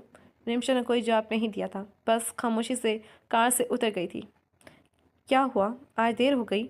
वो मुंह हाथ धोकर वॉशरूम से बाहर आई तो निम्रा इसी के इंतज़ार में बैठी थी। हाँ, वो मुख्तसर से जवाब देकर बैठ गई और हाथों की उंगलियों से अपनी कनपट्टियों को दबाने लगी। तबीयत ठीक है तुम्हारी? निम्रा ने तशवीश से उसे देखा। बस सर में दर्द है। खाना खाओ, फिर चाय की साथ टैबलेट देती हूँ। तुम रहने दो, मैं ले लूँगी। निम्रा ने गौर से इसका चेहरा देखा। क्या बात है रिमशा, तुम कुछ छुपा रही हो मुझसे? रिमशा ने सर उठाकर सामने बैठी अपनी हमराज बहन को देखा और फैसला कुन अंदाज में गहरा सांस लिया। आज नबील कॉलेज आया था। निम्रा हैरान तो हुई थी, लेकिन कोई भी सवाल किए बगैर खामोशी से रिमशा को देखती रही। उसने कहा वो मुझसे मोहब्बत करता है और शादी करना चाहता है। फिर?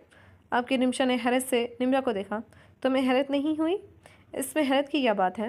निम्रा ने कंधे झुकाकर कहा। निम्रा, मोहब्बत? वो कैसे मुझसे मोहब्बत कर सकता है? मैंने तो कभी उससे अच्छी तरह बात करना तो दूर, उससे देखा तक नहीं। उसके इस्तेजाब भरे अंदाज पर निम्रा खिलकर मुस्कुराई। यही तो बात है रिमशा कि तुमने कभी उन्हें देखा नहीं। अगर कभी गौर से उनकी आंखों में देखती तो तुम्हें खुद ही अंदाज़ा हो जाता। रिमशा निम्रा को देखते हुए सनफी में हिलाने लगी, जैसे इसे जुटला रही हो। पता है, जब हमसा पैदा हुआ था तो अस्पताल में तुम और नबील भाई साथ खड़े इतने अच्छे लग रहे थे। मैंने दिल से दुआ की थी तुम दोनों के लिए, अल्लाह ताला ने पूरी कर दी। नबील भाई ने प्रपोजल भी भिजवा दिया, लेकिन तुम।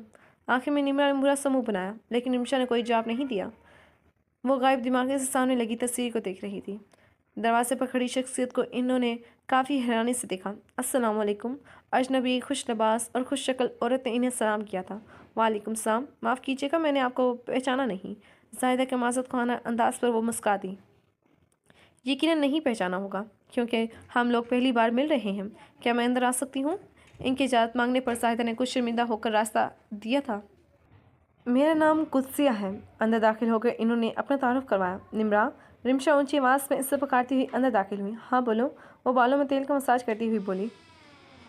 हाँ बोलो, वो बालों में तेल का मसाज करती हुई बोली। वो कुदसिया आंटी आई हैं। तेल की बोतल इसके हाथ से छूटते छूटते बची थी। वो अम्मी के पास बैठी हैं और तुम्हें बुला रही हैं। निम्रा के चेहरे का रंग उड़ गया था। इसने निचला होंठ अपने दांतों तले दबाया। परेशान क्यों हो रही हो? अपना हुलिया ठीक करो और ड्राइंग रूम में आ जाओ, मैं चाय लेकर आती हूँ। जब वो डाइनिंग रूम में दाखिल हुई तो बड़े खुशगवार माहौल में बातें हो रही थी। इसकी पहली नज़र कुदसिया बेगम पर पड़ी। वो उसे देखकर मुस्कुराई थी, फिर तेज़ से इसकी नज़रें माँ के चेहरे तक गई थी। वो अभी इसे ही देख रही थी। इनके चेहरे पर भी नरम से मुस्कुराहट थी। इसके परेशान दिल को कदरे करार मिला था। लगता है निम्रा ने अपनी आंटी को पहचाना नहीं। इसको मुसलसल दरवाजे में खड़े होकर देखकर वो बोली तो वो खस्याकर सलाम करती हुई जाहिदा के करीब जाकर बैठ गई। आप बहुत खुश किस्मत हैं जाहिदा बहन, जो आपके पास निम्रा जैसी बेटी है। सच पूछे तो मुझे कभी अफसोस नहीं हुआ कि मेरी कोई बेटी नहीं, लेकिन निम्रा को देखकर एक कमी का एहसास हुआ कि काश मेरी भी निम्रा जैसी बेटी होती। कितने दिन सोचती रही और फिर दिमाग ने कहा कि ये तो अब भी हो सकता है, निम्रा अब भी मेरी बेटी बन सकती है। वो मुस्कुराते हुए अपनी तारीफ सुन रही थी। आखिरी जुमले पर कुछ उलझकर इन्हें देखने लगी, जो बहुत प्यार से इसे देख रही थी। निम्रा, तुमने बताया नहीं कि तुम्हारी मुलाकात कुदसिया बहन से हुई थी? जाहिदा के सवाल पर वो परेशान होकर माँ का मुंह देखने लगी। इससे पहले वो कोई जवाब देती, कुदसिया बेगम ने इसको मुश्किल आसान कर दी। बस इत्तेफाक मुलाकात हुई थी। हमारे अजीज़ एडमिट थे अस्पताल में, उनकी इजाज़त के लिए गए थे हम, वहीं हमारी मुलाकात निम्रा से हुई। इनके बयान पर इसको सांस बहाल हुई थी। वो रस्मी से मुलाकात अपने इख्तिताम तक खासी बेतकल्फ़ी में बदल चुकी थी। कुदसिया बेगम ने जाहिदा को अपने घर आने की दावत दी और रुखसत हो गई। इनके जाने के बाद जाहिदा ने कुदसिया बेगम की आमद की वजह बताई तो हैरत की शिद्दत से इसका मुंह खुल गया। इसकी हालत देखकर जाहिदा और रिमशा दोनों हंस पड़े। मुंह तो बंद करो पागल। रिमशा ने हंसते हुए इसे चिपक लगाई तो वो जमकर माँ को देखने लगी, जिन्होंने इसे साथ लिपटा लिया। ये पागल नहीं, मेरी बहुत प्यारी बेटी है। इनकी बात पर रिमशा ने शरारती अंदाज से इनके कंधे से सर टिकाए निम्रा को देखा। प्यारी तो है अम्मी, पर इंतहा दर्जे की बेवकूफ़ भी है। मैं तो आंटी की चॉइस पर हैरान हूँ। इन्हें अच्छा लगा क्या? इसके होठों पर मुसलसल शरारती मुस्कान थी। अम्मी देखें इसे, निम्रा ने शरारती अंदाज में सायदा से कहा। रिमशा तंग मत करो इससे। इन्होंने रिमशा को टोका था। और वैसे भी हीरे की पहचान जौहरी को ही होती है, और मेरी बेटी हीरा है, हीरा। निम्रा ने ज़बान निकाल कर रिमशा को चढ़ाया। वो जो कहकर लगाकर हंस पड़ी थी। देखें अम्मी कैसे खुश हो रही है। रिमशा ने मुस्कुराती हुई निम्रा की तरफ इशारा किया तो इन्होंने मुस्कुराकर इसका माथा चूमा। अल्लाह ताला तुम दोनों को अपने घर में आबाद रखें। कहाँ मैं रिमशा के बारे में सोच रही थी और अल्लाह ने बैठे बिठाए तुम दोनों के इतने अच्छे रिश्ते भेज दिए। इनका चेहरा इसकी खुशी की खमासी कर रहा था। गुस्से बेगम इनवाइट करके गई हैं, वसीम आता है तो उससे बात करके उनके घर का प्रोग्राम बनाऊंगी। और रिमशा कह कर रही थी जबकि निम्रा सर झुकाए अपने नाखनों से खेल रही थी। रात बहुत हो गई है, सो जाओ अब तुम दोनों। वो उठते हुए बोली। उनके बाहर निकलते ही रिमशा बोल पड़ी। रात बहुत हो गई है, सो जाओ तुम दोनों। वो उठते हुए बोली। इनके बाहर निकलते ही रिमशा बोल पड़ी। मुझे तो इन पर उनके बेटे पर तरस आ रहा है। छी। रिमशा ने बाकायदा अफसोस का इजहार किया था तो निम्रा ने पासवर्ड तकिया उठाकर इसे दे मारा, जिसे कैच करने के बाद वो फिर हंसने लगी थी। यहाँ सब अपनी मर्जी करते हैं, मुझसे किसी ने पूछा कि जहमत नहीं की, खुद ही सब तय कर लिया है। रिमशा ने हंकारा भरने पर निम्रा ने चौंक कर इसे देखा जो पाँव में स्लीपर डाल रही थी। कहाँ जा रही हो? इसे दरवाजे की तरफ बढ़ता देखकर निम्रा ने हैरत से पूछा। अम्मी को बताने कि तुम्हें ये रिश्ता पसंद नहीं। रिमशा वो चीखी। मैंने ये कब कहा? तो फिर पसंद है। रिमशा ने सिरे लब मुस्कुराते हुए इससे देखा। दफ़ा हो जाओ। वो जाकर बेड पर लेट गई थी। बताओ। रिमशा इसके करीब जाकर बोली तो इसने तकिया मुंह पर रख लिया। रिमशा मुझे तंग मत करो, नींद आ रही है मुझे। नींद आ रही है या मोइस किसी सपने देखने लगी हो? बको मत। वह तकिए में मुंह दिए हुए बोली तो रिमशा हंसती हुई इसके पहलू में लेट गई।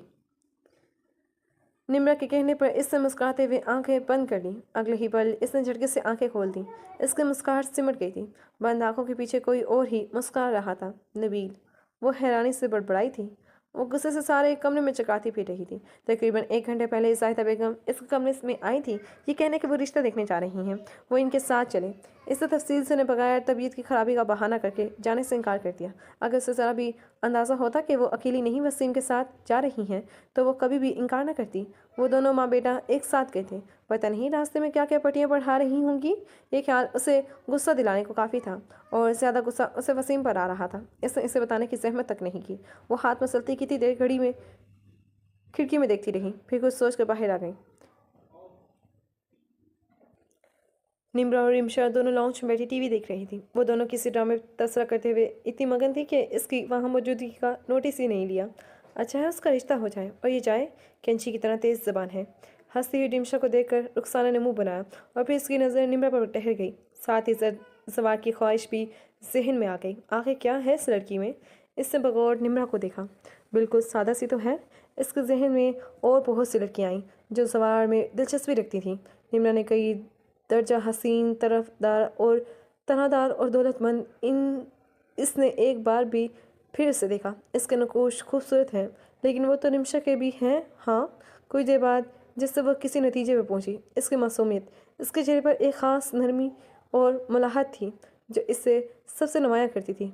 वो शायद यूं ही खड़ी जैसा लेती रहती, लेकिन गाड़ी के मखसूस हॉर्न पर वो चौंकी और तेज़ से अपने कमरे की तरफ बढ़ी। वसीम जब कमरे में दाखिल हुआ तो वो बाजू आंखों पर रखी लेटी थी। अब तबीयत ठीक है तुम्हारी? वसीम के पूछने पर इसने आंखों से बाजू हटाकर इसे देखा था। आपको अपनी मसरूफियत में याद रहा कि मेरी तबीयत ठीक नहीं? क्या मतलब? वसीम बाथरूम की तरफ जाते जाते रुक गया। मतलब ये कि आप चले गए। जाने से पहले आपने एक दफ़ा जहमत नहीं की कि मुझे बता दें? आपने ज़रूरी नहीं समझा कि मुझे भी साथ ले जाए? अम्मी ने तुमसे पूछा तो था। हाँ, जिस दिल से पूछा था। मुझे पता है, साफ लग रहा था कि वो मुझे ले जाना नहीं चाहती। वसीम कोई जवाब दिए बगैर हाथ बाथरूम चला गया। रुखसाना ने गुस्से से बाथरूम के बंद दरवाजे को देखा, मगर वसीम के बाहर आने तक अपना गुस्सा कंट्रोल कर चुकी थी। कर आए आप लोग रिमशा की बात पर की? वसीम ने कुछ हैरत से देखा। हम निम्रा के रिश्ते के लिए गए। किसके? अरे बाबा, निम्रा के। ये निम्रा का रिश्ता कहाँ से आ गया? बात तो रिमशा की चल रही थी। हाँ, रिमशा की भी चल रही है। अम्मी ने कल बताया था कि एक खातून निम्रा का रिश्ता लेकर आई थी। अस्पताल में निम्रा से मिली थी वो। अम्मी को अच्छी लगी। आज हम उनके घर गए थे। काफ़ी वेल ऑफ फैमिली है, एक ही बेटा है, उनका अपना बिजनेस है। मुझे तो वो लोग पसंद आए, इसीलिए तो अम्मी ने तुम्हें भी साथ चलने को कहा था। रुखसाना को तो जैसे मिर्चें सी लग गई थी। सब कुछ आप दोनों बाला ही बाला तय कराए, ना कुछ बताया ना कुछ पूछा। अब भी बताने की क्या जरूरत थी? शादी वाले दिन बताते। इसके तैश बड़े अंदाज को वसीम ने हैरत से देखा। इसमें इतना गुस्सा करने वाली क्या बात है? रिमशा की दफ़ा मैं तुमने कोई इंटरेस्ट शो नहीं किया था, इसीलिए मैंने ही अम्मी से कहा था कि तुम्हें भी बाद में बता देंगे। रुखसाना का बस नहीं चल रहा था, वो क्या कर डालें। इससे वाकई वसीम के अलावा घर के लोगों और उनके मामलात में कोई दिलचस्पी नहीं थी। लेकिन बात यहाँ निम्रा की थी, इसके भाई की पसंद की। वो भाई जो इकलौता था, इसका मैका, इसका मान और इसे नाराज़ करने का वो रिस्क भी नहीं ले सकती थी। वसीम की जितनी तनख्वाह थी उसमें तो बस घर ही चलता था। इसके खर्चे, इसके नखरे तो जवार ही उठाता था, और इसकी ज़िद्दी तबीयत से भी वो वाकिफ़ थी। अगर जवार ने निम्रा का नाम लिया था तो पसंद से ज़्यादा थी, ज़रूर बात पसंद से ज़्यादा थी। इसलिए घर में बात नहीं की थी कि रिमशा बड़ी थी। अभी रिमशा की बात कहीं तय नहीं हुई तो निम्रा का क्या जिक्र। लेकिन क्या पता था कि अंदर ही अंदर क्या खिचड़ी पक रही है। इसे नज़र घुमाकर वसीम को देखा, जो बेड पर नीम दराज टीवी देख रहा था। वो परेशानी से सवार के बारे में सोचने लगी। रिमशा को देखकर सादिया पहले हैरान हुई और फिर एकदम खुश होकर इसके गले लग गई। यूँ अचानक इससे अलग होकर सादिया ने पूछा, क्यों, मुझे देखकर आपको खुशी नहीं हुई? वो मुझसे नाराज़गी से बोली तो सादिया ने फिर इसे गले लगा लिया। अरे पागल, खुशी इतना अच्छा लग रहा है तुम्हें देखकर? तुमसे कल बात हुई थी लेकिन तुमने आने का जिक्र नहीं किया। सोचा आपको सरप्राइज़ दूंगी। इसको साथ चलते हुए रिमशा ने कहा, बड़ा अच्छा किया। वो दोनों बातें करते हुए लॉन्च में दाखिल हुई, जहाँ सादिया के साथ टीवी देख रही थी। इसको सलाम के जवाब में इन्होंने इसे खुद से लिपटा कर बड़े वाला हाना अंदाज से प्यार किया। रिमशा कितनी देर तक तो हैरत के मारे हिल ही नहीं सकी। यही सादिया की सास थी, जिनके माथे के बल इनकी आमद पर साफ देखे जा सकते थे। और आज इतना प्यार। अकेली आई हो बेटा? जी, वसीम भाई छोड़ कर गए हैं। अच्छा, और घर में सब ठीक हैं? जी, इसने जवाब देकर सादिया को देखा, जो फल उसके आगे रख रही थी। सादिया, बहन को अपने कमरे में ले जाओ और वहाँ आराम से बैठ कर बातें करो। ये दूसरा इनकलाब था, वरना पहले तो सादिया को अकेले बैठने की इजाज़त न थी। वो इसी हैरानी के साथ सादिया के कमरे में चली आई। बाजी, सब ठीक है ना? आपकी सास और इतनी मेहरबान। उसकी हैरानी पर सादिया हंस पड़ी। हाँ, बस सब नबील की वजह से है। अच्छा, बहुत हल्का सा इसके मुंह से निकला था। अच्छा, याद आया, तुमने उस रिश्ते से इनकार क्यों किया? इतने अच्छे लोग थे, पता है अम्मी को कितना अफसोस है। ऐसे ही सादिया ने आंखें फैलाकर इसे देखा। तुम्हें पता है आज अच्छे रिश्ते कितने मुश्किल से मिलते हैं, और तुमने ऐसे ही कहकर इतने अच्छे रिश्ते को एक ठुकरा दिया। बाजी प्लीज़। अब कि वो उकता कर बोली, इसी बहस से तंग आकर मैं आपके पास आई थी, और आप भी वही किस्सा लेकर बैठी हैं। इसके जवाब पर सादिया खामोशी से उसका चेहरा देखने लगी। इतने अच्छे रिश्ते से इनकार के पीछे कोई तो वजह होगी। सादिया के चिताने हुए अंदाज पर बेडशीट के डिज़ाइन पर चलती इसकी उंगली लम्हा भर के लिए रुकी सी गई। मैं तुम्हारी बहन हूँ, अगर तुम मुनासिब समझो तो मुझसे शेयर कर सकती हो। निमिषा ने नज़र उठाकर सादिया को चेहरा देखा। पता नहीं बाजी, मैं खुद नहीं जानती क्यों किया, वो बेबसी से बोली। लेकिन मैं समझ गई हूँ, आपके सादिया मुस्कुरा कर बोली थी। निमिषा ने चौंक कर इससे देखा। क्या? कुछ नहीं, तुम ये बताओ जो निम्रा के लिए रिश्ता आया है वो कैसा है? अच्छे लोग हैं, कुछ आंटी से पहले भी मिल चुकी हूँ। अच्छा, कहाँ? सादिया ने हैरानों को पूछा। जवाब निमिषा ने निम्रा के मदद लेने के से लेकर उनके घर जाने तक का सारा हाल आवाज़ सुना डाला। सारी बात सुनकर सादिया हंस पड़ी। अपनी निम्रा शुरू से ही पगली है, लेकिन जो हुआ उसे किस्मत कहते हैं। निम्रा खुश है? सादिया के पूछने पर निमिषा खिलकर मुस्काई। और रुखसाना, वो कैसी है? निमिषा ने गहरा सांस लिया। वो भी ठीक है, आजकल कुछ अमन है, शायद उन्हें कोई इशू नहीं मिल रहा जिसको बढ़ा चढ़ाकर भाई का कान भरे। इसे इसके हाल पर छोड़ दो और इसके लिए हदायत की दुआ करो। अल्लाह ताला अच्छा को सीधा कर देते हैं। मेरे ससुराल वालों की मिसाल तुम्हारे सामने है। सादिया के कहने पर रिमशा मुस्कुरा दी। तभी दरवाजे पर होने वाली दस्तक पर दोनों मुड़ कर देखा। भाभी, हमसा। नबील बोलता हुआ अंदर आया और रिमशा नजर पड़ते ही पलटने लगा। अरे नबील आओ, उससे मुड़ता देखकर सादिया जल्दी से बोली। वो, मैं हमसा को लेने आया था। हाँ, ले जाओ, सादिया ने हमसा को उठाते हुए कहा, और इस दौरान वो मुझसे सर झुकाए अपने पैरों को देखने में मसरूफ़ थी। न इसने नबील को सलाम किया था और न नबील ने इससे मुखातिब किया। ज़बरदस्ती जगाए जाने पर हमसा का गला फाड़ कर रोने लगा था। नबील ने आगे बढ़कर इसे गोद में उठा लिया था। बैठो नबील, मैं तुम्हारे लिए चाय लेकर आती हूँ। नहीं भाभी, मुझे निमिषा के लिए भी चाय बनानी है, तुम्हारे लिए भी बना दूँगी। तुम अभी आए हो ना? कहकर सादिया बाहर निकल गई और कमरे में वो दोनों रह गए। मसस खामोशी पर इसने नज़रें उठाकर नबील को देखा।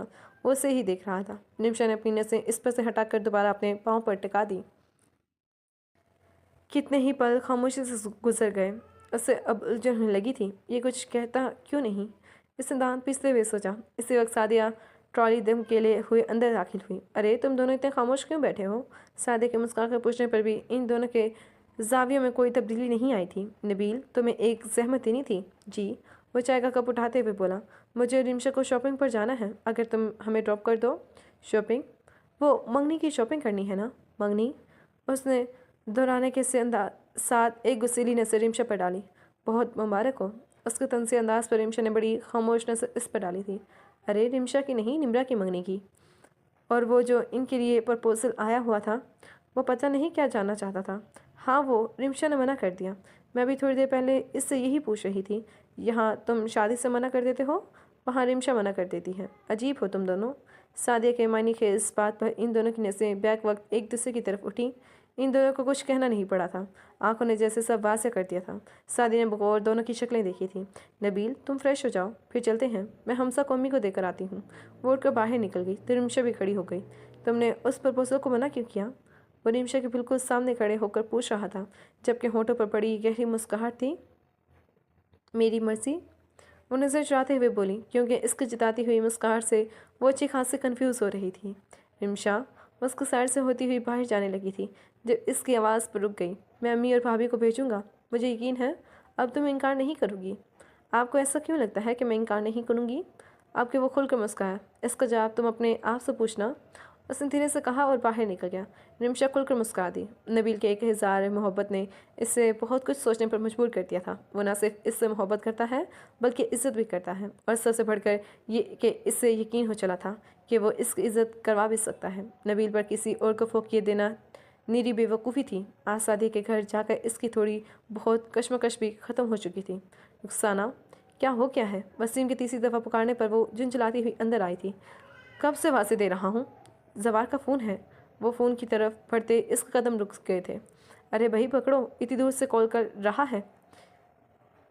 रुखसाना ने बड़े मुड़े मुड़े अंदाज से फ़ोन थामा। हेलो सिस्टर, कैसी हो? ठीक हूँ, तुम सुनाओ? मैं तो बिल्कुल ठीक हूँ, कुछ दिनों तक आ रहा हूँ। सोचा तुमसे पूछूं, किसी चीज़ की ज़रूरत तो नहीं है? नहीं। इसके इंगार पर वो कहकर लगाकर हंस पड़ा। पहली दफ़ा तुमने ना की है। खैर ये बताओ वो कैसी है? कौन? रुखसाना ने वजीदीदा नज़रों से वसीम को देखा, जो डायरी पर चुका पता नहीं कौन से हिसाब किताब में मसरूफ़ था। अरे तुम्हारी नंद और अपनी होने वाली बीवी का पूछ रहा हूँ, जबन वो चहकते हुए अंदाज से बोला। मगर उसके स्पार्ट से जा पर वो कदरे गुस्से से बोला, तुमने अभी घर में बात नहीं की? नहीं, क्यों? अब के इसके लहजे में हल्का हल्का गुस्सा था। कर लूँगी, वो झंझला कर बोली। ठीक है, जल्दी करना, क्योंकि मैंने इसके लिए डायमंड रिंग ली है और इसको पहनाने के लिए बेचैन हूँ। रुखसाना ने कोई जवाब नहीं दिया था और इसकी खामोशी को पता नहीं वह क्या समझ जा हंस कर बोला, जलस मत हो, तुम्हारे लिए भी सेट लिया है। आखिर मेरी बहन की वजह से मुझे इतनी बड़ी खुशी मिलने वाली है। अगर तुम वसीम से शादी न करती तो मुझे मेरी मोहब्बत मुझे कैसे मिलती? आखिर में वो कहका लगाकर बोला तो रुखसाना की परेशानी में कई गुना इजाफा हो गया था। ओके, रखता हूँ, अल्लाह हाफिज़। शुक्र था उसने खुद ही फ़ोन बंद कर दिया, वरना उसकी इतनी खुशी महसूस करके रुखसाना को आने वाले वक्त से खौफ आ रहा था। वो कितनी देर तक मोबाइल हाथ में लिए गुमसुम बैठी रही। क्या हुआ, ऐसे क्यों बैठी हो? वसीम के आवाज़ पर इसने चौंक कर इसे देखा। क्या कहा जवार ने? वसीम के पूछने पर इसने इसी गुमसुम अंदाज से सरनफी में हिलाकर उल्टा इससे सवाल कर दिया। आप क्या कर रहे हैं? रुखसाना ने इसके हाथ में पकड़ी डायरी की तरफ देखकर पूछा। हिसाब लगा रहा हूँ, निम्रा की मंगनी में होने वाले खर्चे का इतना ही रिमशा का भी होगा। सिर्फ मंगनी पर लाखों का कर्ज आ रहा है। सोच रहा हूँ शादी पर क्या बनेगा। वो परेशानी से बालों में हाथ चलाता हुआ बोला।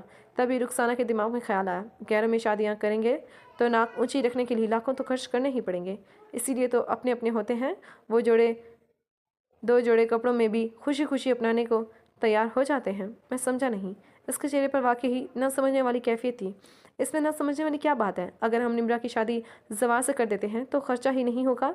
आपको तो पता है जवार के पास अल्लाह का दिया सब कुछ है, दिल का भी कितना सखी है, और फिर आपका देखा भाला भी है। वसीम के चेहरे पर तजब्बुस की कैफियत देख कर वो मज़ीद बोली, और ये मेरी भी ख्वाहिश है और जवार की भी। हमें निम्रा बहुत पसंद है। मैं तो आपसे आंटी से बात करने वाली थी, लेकिन आप लोग चुप चुपादे सब तय कर आए, मुझे बताया भी नहीं। वो रूठे अंदाज से बोली तो वसीम पुरसोच अंदाज में डायरी के सफ़े पलटने लगा। अब ऐसे खामोश क्यों बैठे हैं? जवाब दे मुझे। रुखसाना तुम मुझे अजीब मुसीबत में डाल दिया है। क्यों? इससे मुसीबत क्या है? आपका कोई एतराज़ है मेरे भाई पर? आपके रुखसाना माथे पर बल डालकर गुस्से से बोली। वसीम गड़बड़ा गया। मुझे क्या एतराज़ हो सकता है? मुझे तो सवार पसंद है, बल्कि अच्छा ही होगा अगर ऐसा हो जाए, लेकिन बात अम्मी की है। अम्मी को वो लोग पसंद आए हैं और तकरीबन बात भी तय हो चुकी है। सिर्फ बात हुई है, मंगनी नहीं हुई, और अगर मंगनी भी हुई होती तो कोई बड़ी बात नहीं। लोगों की मंगनियाँ टूटती नहीं क्या? और जहाँ तक आंटी की बात है, अगर आप आंटी से कहेंगे तो वो ज़रूर मान जाएंगी। अब के वसीम कुछ नहीं बोला था। रिसीवर रखते ही इसने आंखें बंद करके गहरा सांस लिया, लेकिन जो ही इसने आंखें खोली, इससे झटका लगा था। बिल्कुल सामने रुखसाना भाभी खड़ी मशकूक नसों से इसे देख रही थी। किसका फ़ोन था? वो रॉन्ग नंबर था। हाथ मसलते निमरामा मुश्किल बोली थी, तो रुखसाना के चेहरे पर बड़ी तंज से मुस्कुराहट आई थी। ये कैसा रॉन्ग नंबर था जिससे तुम पिछले 15 मिनट से बात कर रही थी? निम्रा ने थूक निकल कर सर झुका दिया। कोई बहाना नहीं सूझा था। वो इनकी चुभती हुई नसों से बचने के लिए तेज़ी से चलती हुई अपने कमरे में आ गई। थोड़ी देर बाद पहले मुइज़ से बात करते हुए वो जिस सरशारी में मुब्तला थी वो एकदम गायब हो गई थी। अब बस हवासों पर रुखसाना भाभी की आर पार होती नसें सवार थीं। वसीम परेशानी और घबराहट के साथ अलमारी से कपड़े निकालती रुखसाना को देख रहा था। ये तुम क्या कर रही हो? रेहाना ने एक गुस्सीली नज़र वसीम पर डाली और दोबारा अपने काम में मसरूफ़ हो गई। वसीम ने आगे बढ़कर इसके हाथ से कपड़े छीन लिए थे। मैं पूछ रहा हूँ क्या कर रही हो तुम? पैकिंग कर रही हूँ। रुखसाना प्लीज़ समझने की कोशिश करो। इतनी सी बात पर कोई नाराज़ होकर जाता है? रुखसाना ने गुस्से से वसीम को देखा। इतनी सी बात? इतनी सी बात नहीं है। मेरे भाई के प्रपोजल को रिजेक्ट कर दिया है आपने। ये मेरे भाई की नहीं, मेरी भी बेइज्जती है। अम्मी ने इनकार नहीं किया, निम्रा की मर्जी नहीं थी। दरअसल वो कपड़े बैग में रखता रुखसाना का हाथ रुक गया। ओह, मुझे पहले ही पता था कि आपकी बहन की मर्जी नहीं होगी। ये रिश्ता जिस तरह आया था, मुझे तो तब ही शक हुआ था। यूं ही कोई सड़क पर मिलने के बाद मुंह उठाकर रिश्ता नहीं ले आता। मैंने खुद अपने गुनहगार कानों से आपकी बहन को फ़ोन पर रोमांस करते सुना है। यहाँ आपकी वालदा ने कोई लेक्चर नहीं दिया होगा? जब आपने मुझसे शादी की थी, रिमशा और आंटी ने कितनी बातें सुनाई थी। अब उन्हें नज़र नहीं आ रहा कि उनकी बेटी क्या गुल खिला रही है? रुखसाना, वसीम गुस्से से बोला। चिल्लाए मत, आपसे ज़्यादा ऊंची आवाज़ में बात कर सकती हूँ। उससे बैग की जिप बंद की और बैग उठाकर दरवाजे की तरफ बढ़ी। वो बाहर निकली तो जाहिदा दरवाजे के करीब ही खड़ी थी। बेटा, यूँ नाराज़ होकर अपना घर छोड़कर जाना जाता है कोई? ये मेरा घर नहीं है और कभी इस घर के लोगों ने मुझे अपना समझा ही नहीं। ऐसा नहीं रुखसाना, मैंने कभी तुम्हें रिमशा और निम्रत से अलग नहीं समझा। अगर ऐसा होता तो आंटी, तो आप कभी जवार के रिश्ते से इनकार ना करती। क्या बुराई है उसमें? यही कि वो मेरा भाई है। नहीं बेटा, जाहिदा ने प्यार से इसका बाजू थामा। तो फिर इनकार की वजह? अब के जाहिदा ने बेबसी से वसीम को देखा, जो नजरें चुरा गया था। तो कब से? खामोशी से सुनती रिमशा जाहिदा के पहलू में आ खड़ी हुई हो गई। भाभी, रिश्ते दिल की आमादगी से तय होते हैं, ज़ोर ज़बरदस्ती से नहीं। अगर हम निम्रा का रिश्ता मोहित से तय कर रहे हैं तो इसका मतलब ये हरगिज़ नहीं है कि हम जवार को बुरा कह रहे हैं। तुम लोग क्या समझते हो? मुझे इससे कोई मतलब नहीं, और जिसकी दिली आमादगी से ये रिश्ता हो रहा है वो भी मुझे पता है। रुखसाना ने एक तंजिया नज़र किचन के दरवाजे के करीब खड़ी निम्रा पर डाली और बैग घसीटती हुई दरवाजे की तरफ बढ़ गई। वो लॉन्च में दाखिल हुआ तो रुखसाना रिमोट हाथ में लिए टीवी की तरफ मतवजा थी। तुम कब आए? अभी थोड़ी देर पहले। तुम सो रहे थे। सब ठीक है? रुखसाना ने चौंक कर इससे देखा। हाँ, सब ठीक है। अच्छा, मगर ये बैग? उसने बैग की तरफ इशारा करके रुखसाना को देखा। मेरा है, रहने आई हूँ। अब के सवार पूरी तरह उसकी तरफ घूम गया। तुम्हारी वसीम से कोई लड़ाई हुई है? मैंने तुम्हारा प्रपोजल दिया था, उन्होंने मना कर दिया। वो कुछ देर खामोश रहा। वसीम ने मना किया है? जवार के पूछने पर इसने सरनफी में हिला। नहीं, निम्रा ने। मुझे किसी ने बताया कि उसका प्रपोजल आया है। वसीम और आंटी जाकर पसंद भी कर आए हैं। जब वसीम ने मुझे बताया तो मैंने तुम्हारा जिक्र किया। उन्होंने तो कोई एतराज़ नहीं किया, लेकिन निम्रा ने। इतना करके वो रुक गई। वो तो मुझे बाद में पता चला कि ये जो रिश्ता हो रहा है, निम्रा पहले से इस लड़की को जानती है और इस लड़की की पसंद पर ये रिश्ता आया है। फ़ोन पर बातें होती हैं और तुम उसकी मासूमियत पर फिदा थे। रुखसाना ने तंजिया नज़र जवार की स्याह पड़ते चेहरे पर डाली और फिर इसके चेहरे के तासरात पर इसे खुद ही अपने तंजिया लहजे का एहसास हुआ तो उठकर इसके करीब आ गई। जवार प्लीज़, तुम अपना प्रपोजल, अपना दिल बुरा ना करो। मैं तो पहले भी उस हक में नहीं थी। तुम ही कुर्बान हुए जा रहे थे उसकी मासूमियत पर। देख ली उसकी मासूमियत, खुद ही अपने लिए लड़का भी पसंद कर लिया। खैर, दफ़ा करो, मैं उससे ज़्यादा अच्छी और खूबसूरत लड़की से तुम्हारी शादी करवाऊंगी। लेकिन उससे कोई जवाब नहीं दिया था, ना पिछली दफ़ा की तरह गुस्सा किया, बस खामोशी से पलट गया था। रिमशा, ये देखो, ये कैसा है? निम्रा ने रैक से काही रंग का काम वाला फ्रॉक निकाल कर इसे दिखाया। ज़बरदस्त। रिमशा को वो पहली नज़र में ही अच्छा लगा था। नबील भाई को भी दिखाओ दो, अगर उन्हें पसंद आता है तो फाइनल कर दो, और खुदा का वास्ता है अब कुछ ले लो। 6 घंटे से ख्वार हो रहे हैं और तुम्हें एक ड्रेस भी पसंद नहीं आया। मेरा निकाह है, कोई मजाक नहीं। रिमशा ने मुस्कुराकर इसका फूला हुआ चेहरा देखा। सुनो, मैंने भी अभी शॉपिंग भी करनी है, और दूसरा मुझे भूख भी लगी है। अच्छा बाबा, तुम कर लो अपनी शॉपिंग और करके यहाँ आ जाना, फिर कुछ खाते हैं, ओके। वो सर हिलाकर दूसरे सेक्शन में आ गई। वो रैक में लड़के के कपड़ों को अलट पलट कर रही थी जब रॉयल ब्लू शिफॉन के फ्रॉक पर इसका हाथ ठहर गया था। ये रंग तुम पर सूट करेगा। वो बहुत गौर से फ्रॉक देख रही थी। जब अपने पीछे आती आवाज़ पर इसने चौंक कर पीछे देखा और जवार को देखकर हैरान रह गई। इसकी हैरत पर वो खुलकर मुस्कुराया। कैसी हो? निम्रा ने कोई जवाब नहीं दिया था और मुड़कर सूट दोबारा हैंग कर दिया। क्यों सूट पसंद नहीं आया? चलो कोई बात नहीं, तुम पर तो सब ही रंग अच्छे लगते हैं। ये देखो। इसने रैक में से एक गुलाबी सूट निकाल कर इसके सामने किया। निम्रा एक नज़र सूट पर डालकर कदम आगे की तरफ बढ़ा दिए, लेकिन अगले कदम पर इसे रुकना पड़ा। उसका बाजू जवार के हाथ में था। उसकी जरूरत पर वो परेशानी से इसे देखने लगी, जो गुस्से से इसे देख रहा था। मैं तुमसे बात कर रहा हूँ, हाथ छोड़े मेरा। उसने अपना हाथ खींचते हुए कहा, मगर वो मज़ीद इसके करीब आ गया तो इसने हरासा होकर इर्द गिर्द किसी को मदद के लिए तलाश किया, लेकिन वहाँ कोई नहीं था।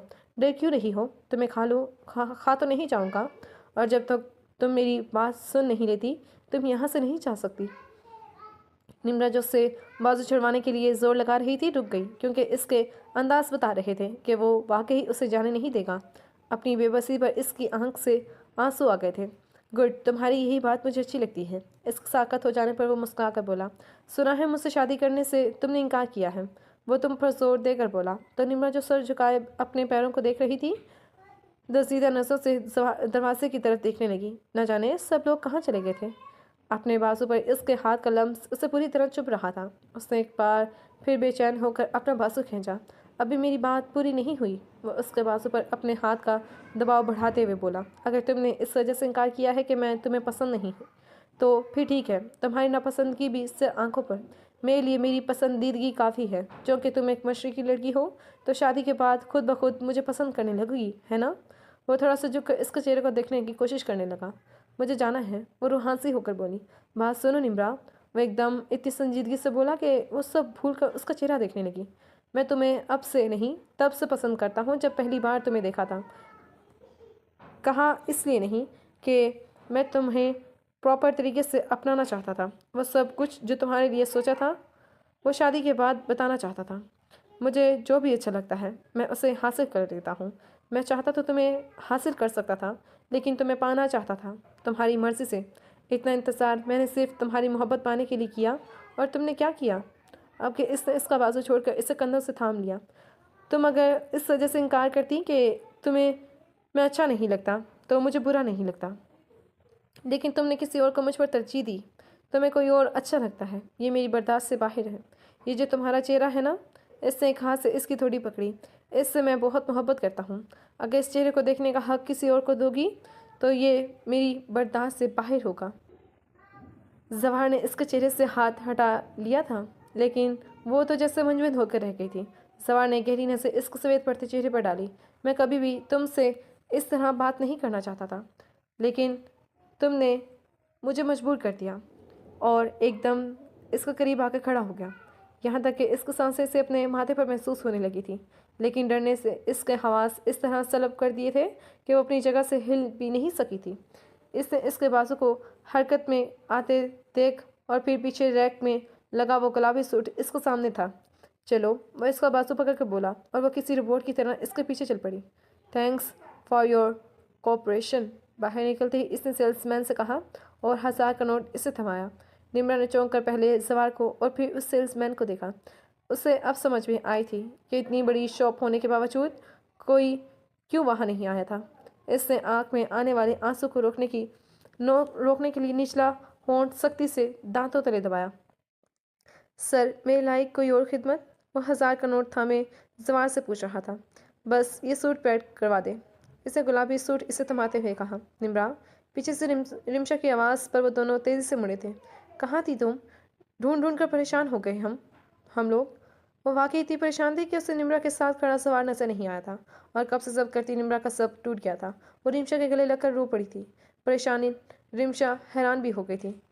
निम्रा, क्या हुआ है? वो इसकी पूछ सहलाते हुए बोली। तभी इसकी नज़र जवार पर पड़ी। अस्सलाम वालेकुम। वो मुस्कुरा कर बोला, परेशानी की कोई बात नहीं, मेरा ख्याल है निम्रा का बीपी लो हो गया है। मैं शॉपिंग करने आया था, यहाँ से गुजरा तो निम्रा पर नजर पड़ी। मैं अभी हाल हवाल पूछ रहा था कि तुम आ गई।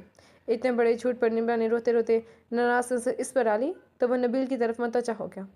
और भाई नबील, बहुत मुबारक हो, बहुत मुबारक हो, अनकरीब शादीशुदा होने वाले हो और खुशकिस्मत हो कि जिसे चाहा उससे पा लिया। उसकी बात पर नबील बेसाख्ता मुस्कुरा दिया और रिमशा भी मुस्कुरा दी थी। जबकि निमशा के साथ लगी निम्रा ने होंठ भींच लिए। मुझे लगता है वाकई इसकी तबीयत ठीक नहीं है, नबील ने इसका सुर्ख पर्दा चेहरा देख कर कहा। गर्मी भी तो बहुत है। निमशा ने भी इसका चेहरा देखते हुए इत्तफाक किया। चले मैं आपको छोड़ दूँ? नहीं सवार, थैंक यू, नबील हमें ड्रॉप कर देंगे? रिमशा के कहने पर वो कंधे उचकाकर इनके साथ चलने लगा। हेलो, वो गाड़ी की तरफ बढ़ रहे थे जब करीब से आवाज़ सुनकर रुक गई। मोइज़ को देखकर जहाँ वो सब हैरान हुए थे, वहीं निम्रा की आंखें चमक उठी थी। कैसी हैं आप? इसे निमशा से पूछने के बाद निम्रा को देखा था। मैं ठीक हूँ, आप बताएं आंटी कैसी हैं? वो भी ठीक है। आप वो जाने क्या कहने जा रहा था। ज़ार को देखकर चौंक कर खामोश हो गया। इन तीनों ने इसका चौंकना नोट किया था। निमशा ने मुड़कर ज़वार को देखा।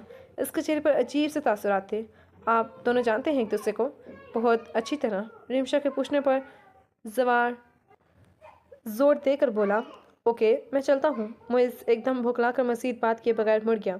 ये कौन था? नबील ने कुछ है से इसकी बुखलाहट देखी। ये मोइज़ था, बताया था ना आपको, निम्रा के लिए इसका प्रपोजल आया हुआ है। आपके सवार ने चौंक कर रिमशा को देखा और इसके बाद निम्रा को, जो इसी तरफ देख रही थी जहाँ से मोइज़ गया था। उसके माथे पर बल पड़ गए। वो बेड पर चित लेटी कब से छत पर चलने वाले पंखे को खू रही थी। दोपहर के मुनासिब पूरी जज्बातियत के साथ इसकी आंखों के सामने घूम रहे थे। इसे रह रहकर अपनी बुज़दिली पर गुस्सा आ रहा था। वो क्यों इसके सामने कमज़ोर पड़ गई थी? क्या जरूरत थी इसे इसकी बकवास सुनने की? और फिर उसकी धमकी। उसने बेख्तियार अपना चेहरा दोनों हाथों में ढक लिया। तभी इसके तकिए के नीचे रखा मोबाइल बज उठा था। इसने बड़ी बेजारी से मोबाइल निकाल कर नंबर देखा, मगर नंबर देख कर इसकी बेजारी हवा हो गई। हेलो, कैसी हो? दूसरी तरफ से इससे पूछा तो वो मुस्कुरा दी। ठीक हूँ। अच्छा, तुम्हारी आवाज़ से तो नहीं लग रहा। और दोपहर को जब मॉल में मिला था तो तभी तो मुझे ठीक नहीं लगी थी। वो ठंडी सांस लेकर रह गई। आप वहाँ से इतनी जल्दी चले क्यों गए? याद आने पर इससे शिकवा किया। तो क्या करता, तुम पूरी फौज के साथ बाहर निकली थी। मैं तो समझा था अकेली आओगी, थोड़ी देर साथ बैठेंगे, कुछ दिल की बातें तुम्हें सुनाऊंगा। लेकिन उसने अफसोस भरे अंदाज पर निम्रा को भी अफसोस हुआ। अच्छा छोड़ो ये बात हो, ये बताओ वो तुम्हारे साथ आदमी कौन था? उसका जिक्र करते हुए निम्रा का हलक तक कड़वा हो गया। वो भाभी के भाई हैं। सिर्फ भाभी के भाई या कुछ और भी? निम्रा को इसका लहजा अजीब लगा। आप दोनों को देखकर तो लगा था आप एक दूसरे को जानते हैं। हाँ, जानते तो हैं, बहुत अच्छी तरह से। अच्छा, वो कैसे? ये छोड़ो, बस ये शख्स मुझे बहुत बुरा लगता है। और निम्रा ने पूरी तरह इससे इत्तेफाक किया। वो है ही इसी काबिल कि इसको बुरा समझा जाए। क्यों? आपके मुँह की आवाज़ में तजस्सुस था। निम्रा ने गहरी सांस ली। दरअसल उनका प्रपोजल आया था मेरे लिए और भाई चाहते हैं कि मैं उनसे शादी कर लूँ। तो क्या तुम उससे शादी करना चाहती हो?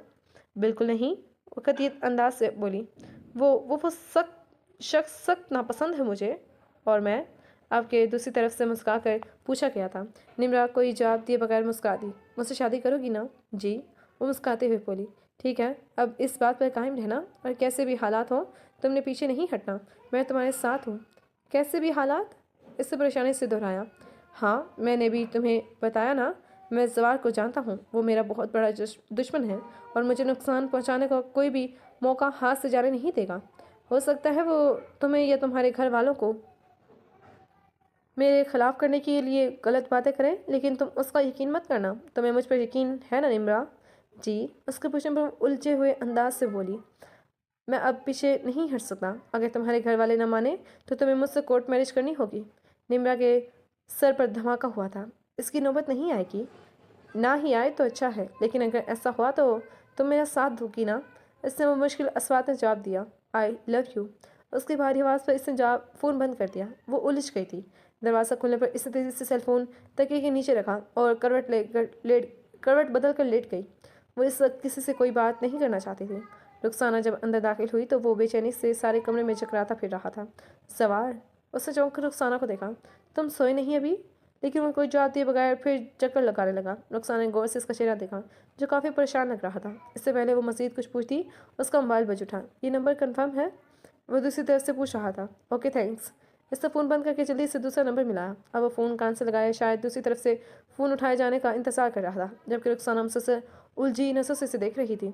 जवार बात कर रहा हूँ, इसके तारुफ करवाने पर दूसरी तरफ से कहकर सुनाई दिया था। बताने की ज़रूरत नहीं, मैं पहचान क्या हूँ, और तुम्हारे ही फ़ोन का इंतज़ार कर रहा था। इसके जताते हुए अंदाज पर जवार के होंठ भींच गए थे। बोलो क्यों फ़ोन किया है? निम्रा से दूर रहो। वह एक लफ्ज़ पर जोर देकर बोला तो मोइज़ हंस पड़ा। क्यों? उससे तुम्हें मतलब नहीं होना चाहिए, वो तंज़ी अंदाज से बोला। तुम्हें जितनी तकलीफ़ हो रही है, मालूम होता है बात कुछ और ही है। बड़ी हैरत हो रही है। जवार शाह को मोहब्बत हो गई है, और वो भी ऐसी लड़की से जो जवार से मोहब्बत नहीं करती, बल्कि जवार शाह के सबसे बड़े दुश्मन से शादी करना चाहती है। बकवास बंद करो अपनी। वो एकदम चीख उठा। और चीखो जवार शाह, सुकून मिल रहा है तुम्हारी चीख सुनकर। मैं आखिरी दफ़ा कह रहा हूँ, निम्रा से दूर रहो, वरना तुम्हारा वो हश्र करूँगा कि तुम्हें अपनी ज़िंदगी से नफरत हो जाएगी। पहले भी तुम मेरे साथ बहुत बुरा कर चुके हो, लेकिन अब मेरी बारी है। मुझे हमेशा इस लम्हे का इंतज़ार रहा है कि तुम्हें तड़पते देखूं। वो लम्हा अब आ गया है। मैं तुम्हारी महबूबा का वो हश्र करूँगा कि वो अपनी ज़िंदगी से नफरत करने लगेगी। उसके लहजे में सांप की सी फंकार थी। उसे इस तरह अपने जाल में फंसाया है कि उसका निकलना मुश्किल है। बचा सकते हो तो बचा लो, वह हंसते हुए बोला। तुम बाज नहीं आओगे? जवा ने काफ़ी संजीदगी से पूछा। मुझे क्यों कह रहे हो? निम्रा से कहो वो मुझसे शादी से इनकार कर दे।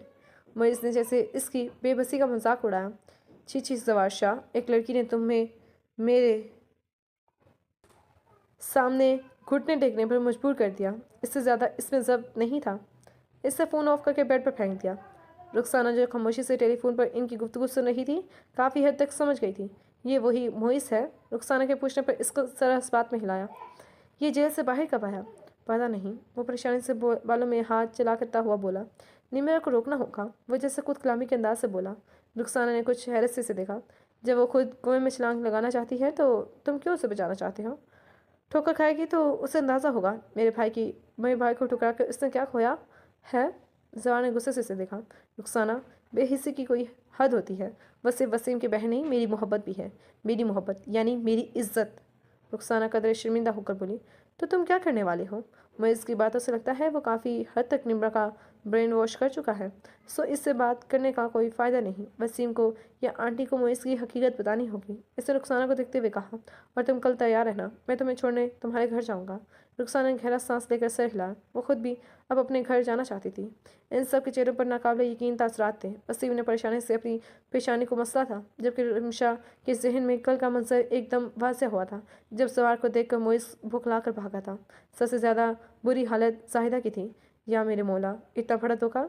उनकी आंखों से आंसू निकल आए थे। कोई इस तरह भी धोखा देता है? यूं बेटियों की इज्जतों से खेलते हैं। और अगर मैं अपनी बच्ची इन लोगों को दे देती तो? वो इस तसव्वुर से ही कांप उठी, बल्कि वहाँ मौजूद सब लोग। शायद सवार, वो कुस्सिया आंटी, वो माँ होकर इस घनौने काम में इसको साथ देती हैं। रिमशा के सवाल पर जवार तंजी अंदाज से मुस्कुराया था। वो इसकी माँ नहीं है, बल्कि जुर्म के इस खेल में इसकी पार्टनर है। वो पहले भी इस तरह कई लड़कियों की जिंदगी बर्बाद कर चुके हैं। कमरे में महसूस की जाने वाली खामोशी छा गई थी। मैंने आपको ये सब इसलिए बताया है कि आप निम्रा को समझाएं, क्योंकि मुझे नहीं लगता वो मेरी बात पर यकीन करेगी, और इसके फ्यूचर को सिक्योर करने के लिए ज़रूरी है आप जल्द अज जल्द उसकी शादी करवा दें। इसकी तजवीज़ पर तीनों हैरानी से देखने लगे। बेटा, इतनी जल्दी कैसे कोई अच्छा रिश्ता मिलेगा? ज़्यादा परेशानी से सवाल से पूछ रही थी। अगर आपको एतराज़ ना हो और अगर आपको मुझ पर भरोसा है तो मैं आज ही निम्रा से निकाह करने पर तैयार हूँ। इन तीनों ने चौंक कर सवार का चेहरा देखा। वो कमरे में दाखिल हुई तो ठक कर रह गई। सारा कमरा बिखरा पड़ा था। निम्रा, वो चीखती हुई इसकी तरफ बढ़ी, जो डाइनिंग टेबल पर ड्रेसिंग टेबल पर रखी चीज़ें फेंकने लगी थी। क्या कर रही हो? पागल हो गई हो? हाँ, पागल हो गई हूँ। रिमशा ने हैरत से इसके बिखरे बालों को और सूजी हुई लाल आंखों को देखा। किससे पूछकर सवार के साथ मेरा निकाह तय किया? मुझे सख्त नफरत है उस आदमी से। क्या मुझे इतना भी इख्तियार नहीं कि मैं अपनी पसंद के शख्स के साथ शादी कर सकूं? वसीम भाई ने अपनी पसंद की शादी की, अम्मी ने कुछ नहीं कहा।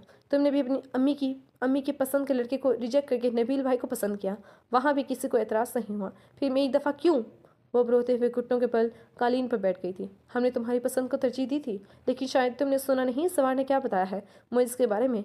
वो एक क्रिमिनल है, जेल काट कर आ चुका है, स्मगलर है, लड़कियों को स्मगल करता है, और तुमसे मोहब्बत के लिए शादी नहीं कर रहा, तुम्हें बेचने के लिए ये शादी का ढोंग कर रहा है। रिमशा ने सारी मुनव्वत भुलाकर इसे तल्ख हकीकत सुनाती, लेकिन इसकी अकल पर पर्दा पड़ चुका था। झूठ बोलता है वो। वह सिर्फ मुझे हासिल करने के लिए और तुम लोगों को मोइस के खिलाफ करने के लिए झूठ बोल रहा है। वो जो इसने कहा तुम लोगों ने मान लिया। किसी ने इससे पूछा कि मोइस के बारे में इसे इतनी इन्फॉर्मेशन कैसे मिली? वो अब सवाली नज़रों से निम्रा को देख रही थी। उसे कुछ पता है तो वो ये सब कह रहा है ना, वरना उसे क्या फ़ायदा है? निम्रा रोते हुए तंज अंदाज में मुस्कुरा दी थी। फ़ायदा इसी का है, मोइस का दुश्मन है वो। अगर तुम लोग मेरी शादी मोइस से नहीं करना चाहते तो ठीक है, मगर सवार से भी नहीं करो। रिमशा होंठ पीछे इसको ज़िद्दी अंदाज देखने लगी। तुम ऐसी तो नहीं थी। इसने अब कदरे अफसोस से कहा। सवार सिर्फ तुम्हें बचाने के लिए इतनी जल्दी निकाह कर रहा है। वो जहरकुन अंदाज से बोली। उसकी शराफत भी देख चुकी हूँ, कान खोल कर सुन लो, मैं मुझसे से ही शादी करूँगी। वो एक बार फिर कती अंदाज से बोली तो रिमशा गुस्से से खड़ी हो गई। अगर तुम्हारी अकल पर पर्दा पड़ चुका है तो इसका मतलब ये हरगिज़ नहीं कि बाकी सब भी अंधे हो चुके हैं। कल शाम को तुम्हारा निकाह जवार के साथ है। अब चाहे तुम रो रो कर या हंस कर, तुम्हारी मर्जी है। रिमशा कहकर बाहर निकल गई, जबकि वो पीछे चीखती रही और आखिरी में थक कर रोने लगी। उसने मुदी मुदी आंखों से घड़ी की तरफ देखा। रात के 3 बज रहे थे। इस वक्त किसका फ़ोन हो सकता है? उससे बड़बड़ाते हुए फ़ोन रिसीव किया तो सिसकी की आवाज़ सुनाई दी थी। वो गहरा सांस लेकर रह गया। निम्रा, बात कर रही हूँ, पता है मुझे, बोलो। इसके रुखे लहजे पर दूसरी तरफ चंद लम्हों की खामोशी छा गई। आपने इतना बड़ा झूठ बोलकर जो गेम खेला है, मैं उसमें आपको कामयाब नहीं होने दूंगी। मुझे पहले ही बता चुके हैं कि आप उनसे बदला लेने के लिए इन पर ऐसे ही गंदे इल्ज़ामात लगाएंगे, और आपने ऐसा ही किया। और मोइस साहब ने ये नहीं बताया तुम्हें कि मैं किस बात का बदला ले रहा हूँ उससे? क्या दुश्मनी है मेरी उससे? एक पल के लिए वो कोई जवाब ही न दे सकी, फिर तेज़ी से बोली, क्योंकि आप एक बुरे इंसान हैं और मैं आपको जितना बुरा समझती थी आप उससे भी ज़्यादा बुरे निकले हैं। और ये याद रखें, अब मैं कभी भी आपसे शादी नहीं करूँगी। बेशक आप मुझ पर तेज़ाब फेंक दें और कुछ इसकी सारी। जब वो ये बोला तो निम्रा बुरी तरह चिढ़ कर रह गई थी। मैं सच कह रही हूँ, मैं आपसे शादी नहीं करूँगी, मैं घर से भाग जाऊँगी। साथ ही फ़ोन बंद हो गया। सवार भी फ़ोन ऑफ करके दोबारा लेट गया, लेकिन अब नींद आंखों से कोसों दूर थी। क्या बात है, बड़े खुश लग रहे हो? गुस्से बेगम ने चाय पीते हुए बकौर मुस्कुराते हुए मोइस को देखा। बात ही खुशी की है, वो हाथ में पकड़ा चमचा घुमाते हुए बोला। सवार शाह याद है आपको? उसको कैसे भूल सकती हूँ? वो जहरकुन अंदाज से बोली। क्यों, अब क्या हुआ है उससे? अभी तो कुछ नहीं हुआ, पर बहुत कुछ होने वाला है। मैं हमेशा उस वक्त के इंतज़ार में रहा जब उससे बदला ले सकूं, लेकिन अब तक उसकी कोई कमज़ोरी मेरी हाथ नहीं आ सकी। लेकिन अब मैं उससे ऐसा बदला लूँगा कि सारी उम्र याद रखेगा। वो बड़ी दिलचस्पी से उसका चेहरा देखने लगी। जवार शाह को एक लड़की से मोहब्बत हो गई है तो? गुस्से बेगम ने भुएं उचका कर पूछा। तो ये कि वो लड़की कोई और नहीं बल्कि निम्रा है। गुस्से की मुस्कुराहट सुधर गई थी। और तुम खुश हो रहे हो, जानते हो ना, जवार को पहले भी वो हमें काफ़ी नुकसान पहुंचा चुका है, और अब अगर उसने तुम्हारी हकीकत निम्रा को बता दी तो जाल में फंसी चिड़िया उड़ जाएगी। वो कहका लगाकर हंस पड़ा। जवार ये कोशिश कर चुका है, बल्कि शाम को निकाह भी कर रहा है निम्रा से। लेकिन ऐसा कैसे हो सकता है जिसमें अपनी मोहब्बत का झांसा दूँ और वो आसानी से उससे निकल सके? आज तक तो ऐसा हुआ नहीं। मतलब? गुस्से बेगम नासमझी से उसके चेहरे पर फैली मुस्कुराहट को देखने लगी। अभी निम्रा का फ़ोन आया था कि वो मेरे अलावा किसी और से शादी नहीं करना चाहती। फिर? गुस्से बेगम दिलचस्पी से बोली। फिर ये कि अब मैं उसे लेने जा रहा हूँ। मैं सोच रहा था कैसे उसे यहाँ बुलाऊँ, और अब वो खुद ही आ रही है बर्बाद होने के लिए। तो मैं ये मौका खोकर सवार को कोई मौका नहीं देना चाहता। आप शेख साहब को फ़ोन कर दें कि 1 घंटे में पहुँच जाएँ।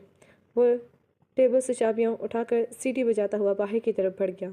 उसने शीशे से झांक कर देखा, वसीम जा चुका था। उसने कुछ लम्हे पुरसोच नज़रों से पार्लर के दरवाजे को देखा और गहरा सांस लेकर मोबाइल से मोइस का नंबर डायल कर दिया। 15 मिनट बाद वो इसके सामने था। घर से जब वो निकली थी तो उसे कोई डर या खौफ नहीं था, लेकिन जो जो गाड़ी आगे बढ़ रही थी उसकी परेशानी में इजाफा हो रहा था। एक एहसास नदामत था जब मुझसे कचकोले खा रहा था। तुम्हारी तबीयत ठीक है? मैं इसके पूछने पर इसने पेशानी को उंगली से दबाया था। मैं पूछ रहा था जवाहर ने क्या कहा था मेरे बारे में? यही कि आप मुजरिम हैं, लड़कियां स्मगल करते हैं और सब जैसे इसकी बात पर ईमान ले आए। लेकिन मैंने यकीन नहीं किया। कहने के साथ इसने दांत तरफ नज़र से मोइस को देखा, जिसके होंठों पर मुस्कुराहट आ गई थी। निम्रा ने नासमझी से उसकी मुस्कुराहट को देखा। कार रुकते ही इसने हैरत से अतराफ पर नज़र डाली। ये हम कहाँ आ गए हैं? मेरे दोस्त का घर है ये। इसने यहाँ खांसी और गवाह का इंतज़ाम किया है। वो उतरा तो वो भी उलझी उलझी सी इसके पीछे चलने लगी। वो एक छोटा सा घर था। उसने सहमी सी नज़र घर की खामोश दीवारों पर डाली। आंटी कहाँ है? तुम बैठो तो। उसने कहने के साथ इसे हल्का सा धक्का दिया। तो वो जो अपने ही ध्यान में खड़ी थी लड़खड़ा कर सोफे पर गिरी। इसने बेयकीनी से सामने खड़े मोइस को देखा जो फ़ोन पर कोई नंबर मिला रहा था। जी शेख साहब, किधर हैं आप? वो किसी से पूछ रहा था। ओके, जल्दी आए, मेरे पास टाइम नहीं। अपनी इमारत ले जाएं और मेरी इमारत मुझे सौंप जाएं। दूसरी तरह से पता नहीं क्या कहा गया था। वह कहकर लगाकर हंस पड़ा। ऐसा नहीं है, आप देखेंगे तो मुझे दाद दिए बगैर नहीं रह सकेंगे। इसने जैसे ऐसी नज़र से निम्रा को देखा कि खौफ की एक लहर उसके पूरे वजूद में सरायत कर गई। कुछ गलत होने का एहसास अलार्म की तरह उसके इर्द गिर्द बजने लगा। तो मिस निम्रा, इससे पहले कि मेरे और तुम्हारे रास्ते जुदा हो जाएं, तो मैं कुछ बातें बताना चाहता हूँ ताकि तुम्हारे दिल में कोई अफसोस ना हो रहे। पहली बात तो ये कि ना तो यहाँ कोई काजी आने वाला है, ना मैं तुमसे शादी कर रहा हूँ। पहले तो तुम को ट्रैप करना मेरे बिजनेस का हिस्सा था, बाद में उसमें मेरा बदला भी शामिल हो गया जो कि जवार ने तुम्हें मेरे बारे में बताया था। बिल्कुल ठीक बताया है। मेरा बिजनेस यही है, स्मगलिंग, और मैं खूबसूरत लड़कियों की। अभी भी मैंने तुम्हारा सौदा एक शेख से किया है, 10 लाख में। निम्रा के लिए इंकशाफ इतना अचानक और जानलेवा था कि उसका सारा वजूद बर्फ़ की तरह ठंडा पड़ गया था। सिर्फ आंखें देख और कान सुन रहे थे, बाकी सारा जिस्म मफलूज हो गया था। आज से 5 साल पहले मैं एक लड़की को इसी सिलसिले में दुबई लेकर जा रहा था। पता नहीं कैसे इस लड़की को मेरी हकीकत पता चल गई थी। मैं जिस होटल में ठहरा था वहीं सवार भी ठहरा था। पता नहीं कैसे इस लड़की के सवार से मुलाकात हुई और इसने न सिर्फ उस लड़की को बचा लिया बल्कि मुझे जेल भी भिजवा दिया। उसकी वजह से मुझे जो लाखों का नुकसान हुआ सो हुआ, लेकिन जो वक्त मैंने जेल में गुजारा वो मैं नहीं भूल सकता। और जब मुझे पता चला ज़ाहर तुमसे मोहब्बत करता है तो मैं बता नहीं सकता मुझे कितनी खुशी हुई। आज जब वो निकाह के लिए जाएगा और तुम नहीं होगी तो कैसे उसकी इज्जत की धज्जियाँ उड़ेंगी। काश मैं उस वक्त उसका चेहरा देख सकता। वो हंसते हुए बोला, तुम्हें बचाने की इसने बहुत कोशिश की, मुझे धमकियों भरे फ़ोन किए, लेकिन अफसोस वो हार गया। वो अफसोस करता हुआ खड़ा हो गया। पहले मेरा इरादा सिर्फ तुम्हारा सौदा करने का था, लेकिन अब मैं सवार की इज्जत को अपने हाथों से पमाल करना चाहता हूँ। निम्रा ने इस वक्त पूरी शिद्दत से अपने मरने की दुआ की थी। इससे सख्ती से आंखें बंद कर ली। या अल्लाह, अगर मैंने ज़िंदगी में एक नेकी की है तो उसको सदके मेरी इज्जत की हिफाजत फरमा। आंखें बंद कर लेने से बदकिस्मती रास्ते नहीं बदलती। इसने अपने बहुत करीब इसकी आवाज़ सुनी थी। तभी बाहर दरवाजे पर दस्तक हुई थी। मुइज़ बदमज़ा होकर पीछे हटा था। ये शेख इतनी जल्दी कैसे टपक पड़ा? वो झुंझलाता हुआ दरवाजे की तरफ बढ़ा। वो इसी तरह आंखें बंद किए पूरी शिद्दत से अल्लाह से दुआ मांग रही थी। बाहर एकदम बेतहाशा शोर उठा था। भागते कदमों की आवाज़ करीब से आने लगी थी। निम्रा करीब से आती जाती पहचानी आवाज़ इसे अपना वहम लगी थी। निम्रा, अब किसी ने इसका चेहरा थपथपाया था। इसने अपनी आंखें खोल दी थी। इसने दोबारा आंखें बंद करके खोली, लेकिन चेहरा नहीं बदला था। तुम ठीक हो? वो परेशानी से इसका चेहरा देख रहा था। इसकी आंखों में पानी इकट्ठा होना शुरू हो गया था, हत्ता कि वो चेहरा धुंधला सा गया। निम्रा, उसने इसका कंधा हिलाया। वो एकदम उसके सीने से लगकर चीख उठी थी। वो काफ़ी देर यूं ही चीख रही थी, फिर उसकी चीखें आंसू में और आंसू सिसकियों में बदल गए। इतनी देर सवार यूं ही साकत उसको साथ लगाए खड़ा रहा, यहाँ तक कि निम्रा ने खुद ही सर उठाकर इसका चेहरा देखा। सब ठीक है, अब आओ। वो आगे बढ़ा तो निम्रा उसकी शर्ट मजबूती से थाम ली। जवार ने पीछे मुड़कर देखा। वो बुरी तरह डरी हुई लग रही थी। इसने उसको मजबूती से इसका हाथ थाम लिया। बाहर पुलिस की गाड़ियाँ थीं। माजिद, जवार की आवाज़ पर पुलिस वर्दी में मलबूस आदमी जो एसएसपी था इनके करीब आया। जवार, तुम फिक्र मत करो, भाभी को लेकर जाओ, मैं इन लोगों को देख लूँगा। भाभी कहने पर निम्रा ने चौंक कर इससे देखा। माजिद, अब की बार ये छूटना नहीं चाहिए। लोगों की इज्जतों से खेलने वाले ये लोग माशरे का नासूर होते हैं। इन्हें जितनी जल्दी ख़त्म कर दिया जाए उतना ही अच्छा है। ज़ार ने गुस्से से इसकी तरफ देखा। जहाँ मोइस पुलिस के नरके में बैठा था, शेख भी पकड़ा गया और मोइस की वो आंटी भी। मुझे लगता है इसको ग्रोह में और लोग भी हैं, लेकिन खैर मैं देख लूँगा। तुम बेफिक्र रहो और भाभी, आपको भी घबराने की ज़रूरत नहीं। ज़वार ने उसे पता नहीं क्या बताया था जब वो इससे भाभी कह रहा था। वो इसलिए गाड़ी में बैठ गया और चुपचाप ड्राइव करने लगा। निम्रा ने बेचैनी से 2-3 बार उसकी तरफ देखा। वो चाहती थी वो इससे कुछ पूछे, इससे डांटे, लेकिन वो बिल्कुल खामोश था। घर में काफ़ी मेहमान हैं और किसी को कुछ पता नहीं। घर के करीब पहुंचकर उसने कहा तो निम्रा सवाली नज़रों से इसे देखने लगी। मेरा मतलब है कि किसी को कुछ कहने और बताने की ज़रूरत नहीं। निम्रा कितनी देर उसे धुंधली नज़रों से देखती रही। तुम तो फॉलर गई थी। रिमशा ने हैरत से इसके सादा हुलिये को देखा तो वो गड़बड़ा कर उसका चेहरा देखने लगी। रास्ते में हंगामा हो गया था। पार्लर के शीशे भी तोड़ दिए उन लोगों ने, इसीलिए तो देर हो गई। शुक्र करो जान बच गई। पीछे से सवार ने आकर इसकी मुश्किल आसान की। और अपनी बहन को सिर्फ अच्छे कपड़े पहना दो, ये सादगी में ही मुझे अच्छी लगती है। रिमशा हंस पड़ी थी, जबकि निम्रा एक बार फिर जवार की तरफ देखने पर मजबूर हो गई थी। निकाह नामे पर साइन करते ही वो इस बुरी तरह रोई थी कि सब परेशान हो गए थे, लेकिन इस कदर टूट कर रोने के पीछे क्या वजह थी सिर्फ दो लोग जानते थे, एक वो खुद और दूसरा जवार। जाहिदा कब से इसे देख रही थी। वो पिछले 1 घंटे से मुझसे एक ही जाविये में बैठी थी, जबकि सामने खुले रसाले का सफ़ा तक नहीं पलटा था। निम्रा, उनके आवाज़ पर भी इसमें जुम्बिश नहीं हुई थी, तो वो घबरा कर उसके करीब आ गई। जी अम्मी। इससे चौंक कर उन्हें देखा तो उन्हें झटका लगा। वो रो रही थी और शायद उसे एहसास भी नहीं था। क्या बात है मेरे बच्चे, क्या हुआ है? वो दोनों हाथों में उसका चेहरा थाम कर परेशानी से बोली तो निम्रा एकदम उनके गले लग गई।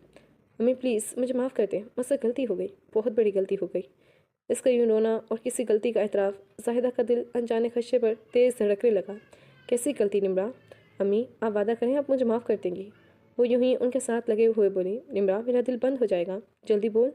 फिर उसने अटकते अटकते उन्हें सब बता दिया। उसकी पूछ सहलाता उनका हाथ बिल्कुल साख्त हो गया था। उन्होंने इसे खुद से अलग करके इसका चेहरा देखा। ये गलती नहीं, गुनाह है निम्रा, जो तुम करने जा रही थी। मैं नहीं, जिस दलदल में गिरने से बचाना चाहती थी तुम उसमें छलांग लगा रही थी। अगर सवार वहाँ ना पहुँचता तो तुमने सोचा है क्या होता तुम्हारे साथ?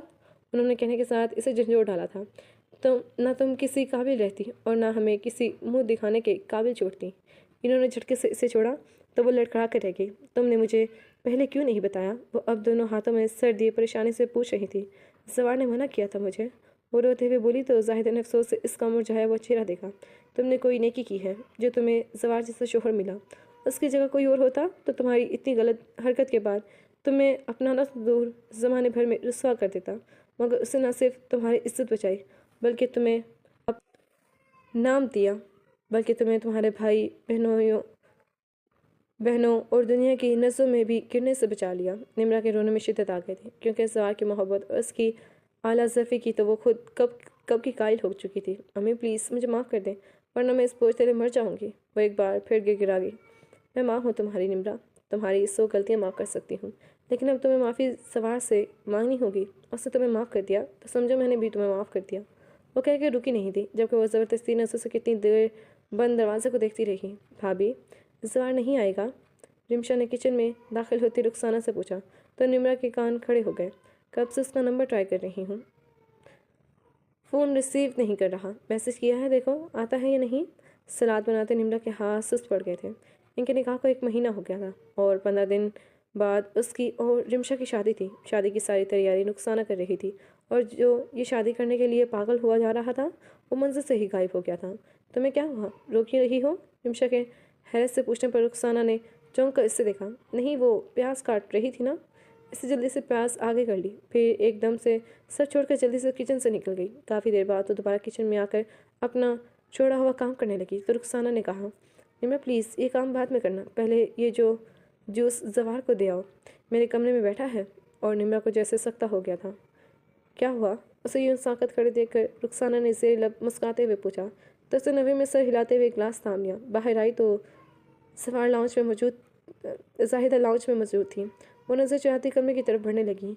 कमरे की तरफ बढ़ते इसके कदम सुस्त, जबकि दिल की धड़कन बेहद तेज़ थी। एक वक्त था जब उसे इसके सामने जाने से उलझन होती थी और अब तो आंखों को कम से उसका इंतज़ार था। वो दस्तक देकर अंदर आ गई। वो आराम कुर्सी पर आगे पीछे झूलते टीवी देख रहा था। उसे देखकर चौंका। निम्रा ने सलाम करने के बाद गिलास उसकी तरफ बढ़ाया। थैंक्स। वो गिलास थाम कर बोला। वो वहीं खड़ी उसे देखती रही, जो उसे नज़रअंदाज करके पूरी तवज्जो से टीवी स्क्रीन को घूर रहा था। आप मुझसे नाराज़ हैं? पूरी हिम्मत जमा करके इसने ये फिक्र अदा किया था। हाँ। आगे से जवाब इसकी तवक्को के बरक्स था। वो एकदम घुटनों के बल उसके सामने बैठ गई और दोनों हाथ उसके घुटनों पर रख दिए। मुझे माफ़ करते प्लीज़, मुझसे गलती हो गई। साथ ही इसने रोना भी शुरू कर दिया। इस रद्दमल के लिए जवार तैयार नहीं था। वो बौखला गया। निम्रा प्लीज़ प्लीज़ आप मुझे माफ़ करते। अच्छा बाबा उठो तो, मैंने माफ़ किया। वो जल्दी से बोला। नहीं ऐसे नहीं, सही तरीके से माफ़ करें। सवार की हंसी छूट गई थी। ये सही तरीका कौन सा होता है? वो कुछ नहीं बोली थी, बस सर झुकाए रोती रही। तो जवार ने झुककर इसकी पेशानी चूम ली। वो चौंक कर इसे देखने लगी। उठो। वो खड़ी हो गई। बैठो। इसका बाजू पकड़ के इसे अपनी टांगों पर बिठा लिया। अब बोलो। वो मुस्कुरा कर इसका भीगा हुआ चेहरा देखने लगा।